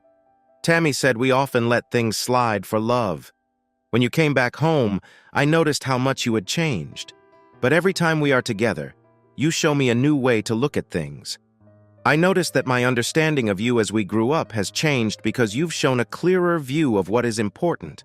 I really value your honesty. It is bringing us closer together." Just when we were about to enjoy a sweet moment, her phone rang. It was her mother calling. Tammy answered and put the call on speaker. "I just spoke with your boyfriend's grandmother," her mom said. "It was quite an eye-opening conversation. After I told her how upset I was that she didn't share what she knew, she reminded me to think about things differently and told me about her own life.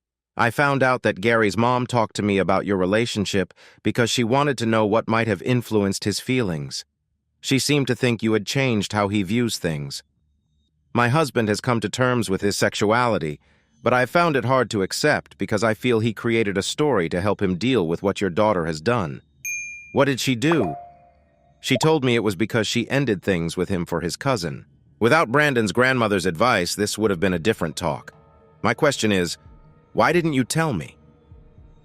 Mom, I've known since before we finished elementary school. He shared his story because he needed someone he could trust to explain why he didn't date much when his family started pushing him. We made up a pretend relationship to stop their questions as friends. I felt I needed to keep his secrets. The good part was that it let me date other people without anyone thinking it was serious. Gary helped Brandon and me see our feelings for each other from when we were younger. He said we would be silly not to try and see if it could go somewhere, Tammy explained. Gary also told me that he warned Brandon to treat me nicely. There was a short, quiet moment. I could tell Tammy's mom was taking in everything she'd learned. "I'm in total shock," her mother finally said. "I can't believe how wrong I was. Now I understand why you were so happy when Brandon came back. I thought you were trying to push Gary into something. But now I see that Brandon was telling the truth, and what I learned from his grandmother supports what he said. Mom, just so you know, the things you gave me before I left will be returned when I come back. Tammy mentioned this is mainly because Brandon doesn't want anyone asking why he got married just 6 months after his sister was born." After a pause, Mom continued, "Your father and I faced a similar situation when we were your age. His parents wanted us to get married before anything surprising happened. We took their words too seriously and rushed into things before we were ready. Please let Brandon know I made a mistake, and I'm excited to get to know him better. You don't have to tell him I heard everything I said. Please don't feel awkward about it. I ask a lot of questions until I understand things when I come home for Thanksgiving. Can you help set things up with my grandparents so that Tammy and I don't create any problems?" She agreed and hung up. I could tell she felt a bit uneasy. I poured myself some more wine, thinking Tammy might need a little time to think. All of a sudden, she burst out laughing. Mom wasn't worried about us. She thought we would act like the way she and Dad did when they were young. She just wanted to make sure we had everything we needed. Once I get home, I'll joke about it for weeks. Just be kind to her. I mentioned that parents often see their children as younger versions of themselves, and they sometimes treat us that way, even if they don't want to admit it. My grandma pointed that out during my last visit, sharing how it showed up in her own life. Tammy and I settled on the couch to watch something on TV, and we both agreed that reality shows weren't for us. We didn't want to see people's private lives on display. Before we left my apartment, we put Tammy's suitcase in the car. We were off to SeaTac Airport for her flight at 5 o'clock. On the way, we stopped at the harbor to pick up some fresh seafood. Then we drove to Kristen and Richard's house for an early Labor Day barbecue. I was surprised to see that only the department heads and their families were invited, but many people were already there. Tammy quickly became the star of the show since no one had seen me with a girl before. Kristen and Tammy got along really well right from the start, and I couldn't help but smile when I heard someone mention that if Bo, Derek, and Tammy were all the same age, it would be quite a lot of fun. Soon it was time to leave to catch Tammy's flight, but not before she learned how I knew the Richards. I made a quick stop to buy a box of smoked salmon for her to take home.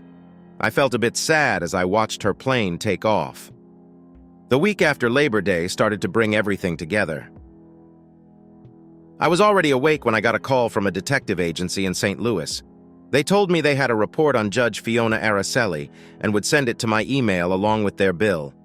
I said I would read it after work and might need more help based on what I found. It was hard to focus because I just wanted to go home as soon as I could. I turned on my computer and printed the report. The more I read, the more I felt my worries were right. Juan Jose Lopez married Fiona Carmen Araceli in 1994, but they got divorced 10 years later because he left. After almost 6 years, he had disappeared, leaving behind 3 daughters.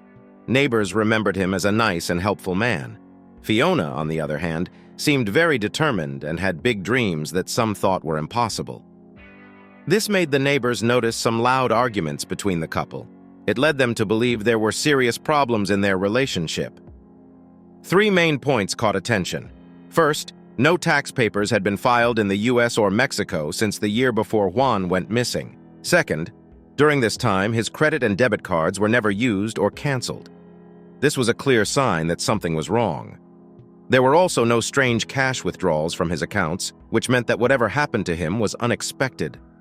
Juan had grown up in Copech, a small Catholic village known for its coffee and beautiful orchids. The town had a lovely colonial style that people took good care of. Juan's parents were still alive, but had passed their coffee farm to his 6 siblings. They also had no idea where Juan was, but they hoped that if he was alive, they would have heard from him. When Fiona met Juan, he was busy running a successful import-export business that focused on coffee, along with 2 of his brothers. They had a traditional Mexican wedding in his hometown. After he went missing, it looked like Fiona stopped talking to his family. 6 months later, she sold their house for less than what it was worth. This made me suspicious. It seemed like she didn't want to answer questions from his family. It made me think she sold the house because she believed he would never come back.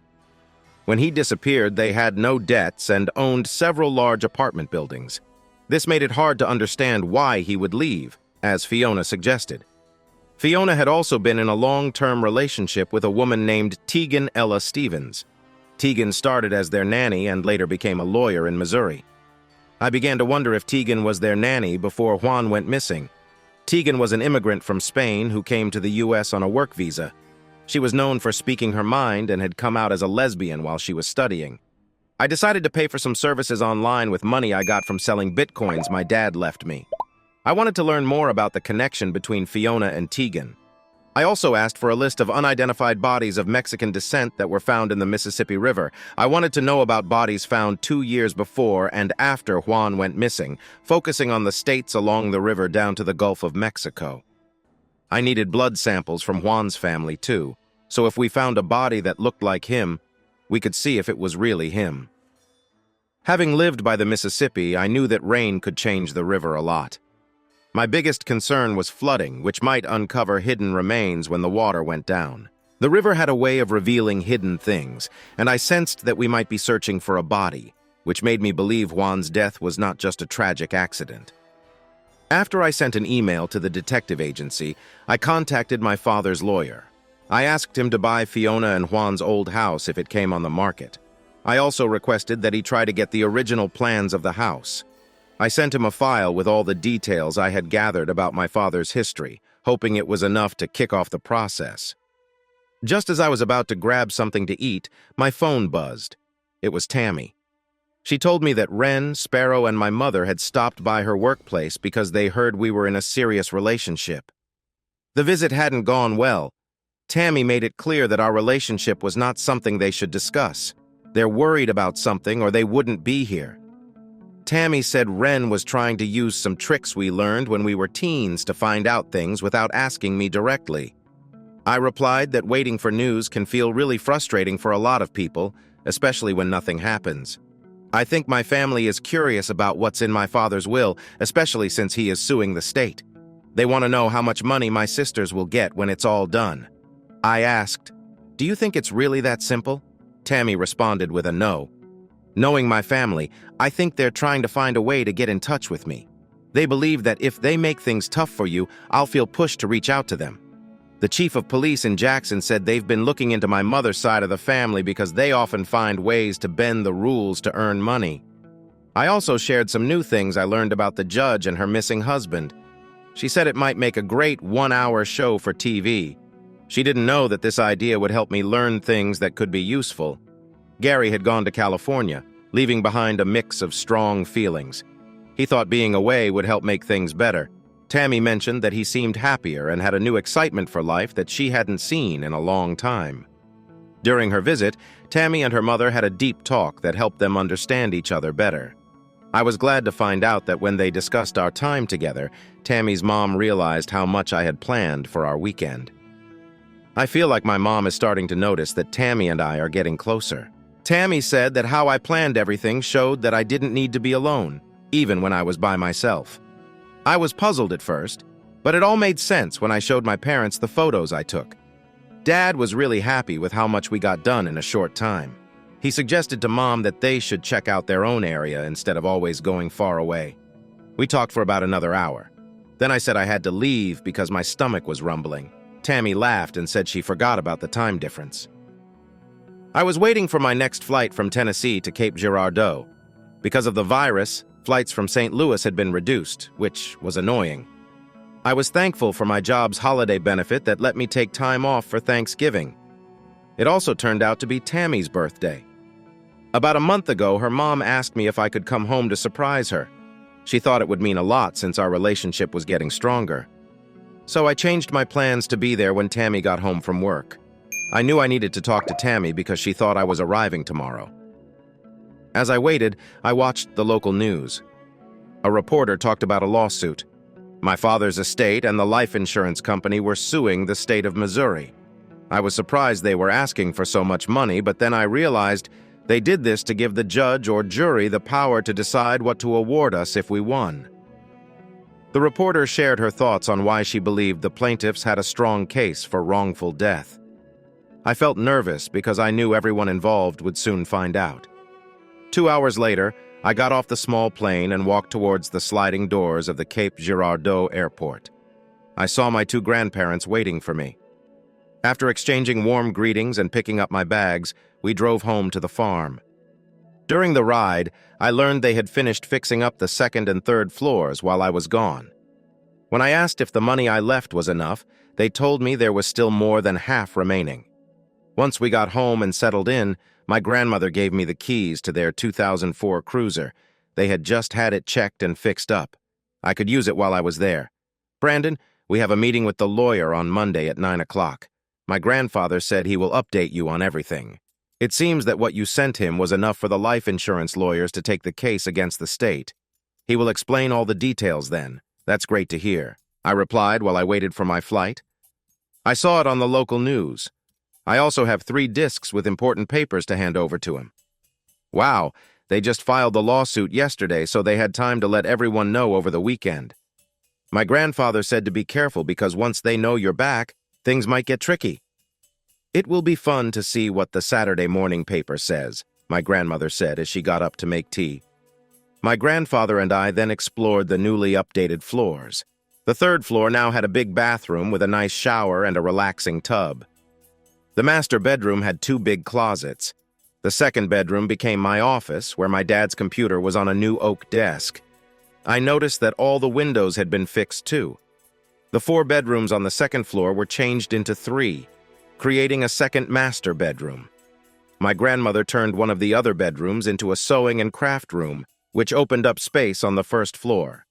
This meant they could add an island in the new kitchen and have a bigger living room when they remodeled. I found out that she had convinced Tammy to help pick the colors for the house, which now looked stylish.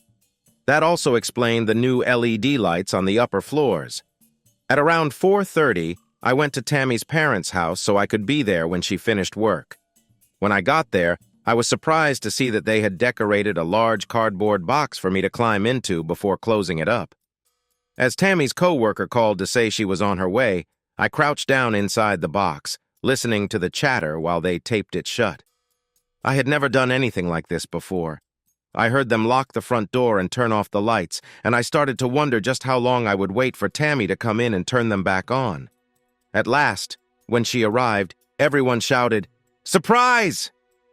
Tammy looked amazed because many of her school friends were there. Her father then spoke to the crowd, saying, "Since my daughter started dating, I've worried about her finding someone special. I'm honestly glad she isn't married yet." This year, instead of taking a trip for her birthday, we decided to surprise her with a special gift to help her move forward in her life. He mentioned that we all know she has high expectations. This made everyone laugh, and I found it funny too. Then her dad asked Tammy what she needed to open the box. "A knife to cut the tape would be nice," she said, and he handed her a big knife. I could hear the sounds in the room as she carefully cut through the tape. I wondered if I could really trust her not to just jump out of the box. I thought about it, but I realized I might accidentally get hurt in the mix, like an animal trying to adjust to a new space. She was taking her time. One woman said she didn't want to ruin what was inside. Another joked that maybe it was something she could use for her wedding one day.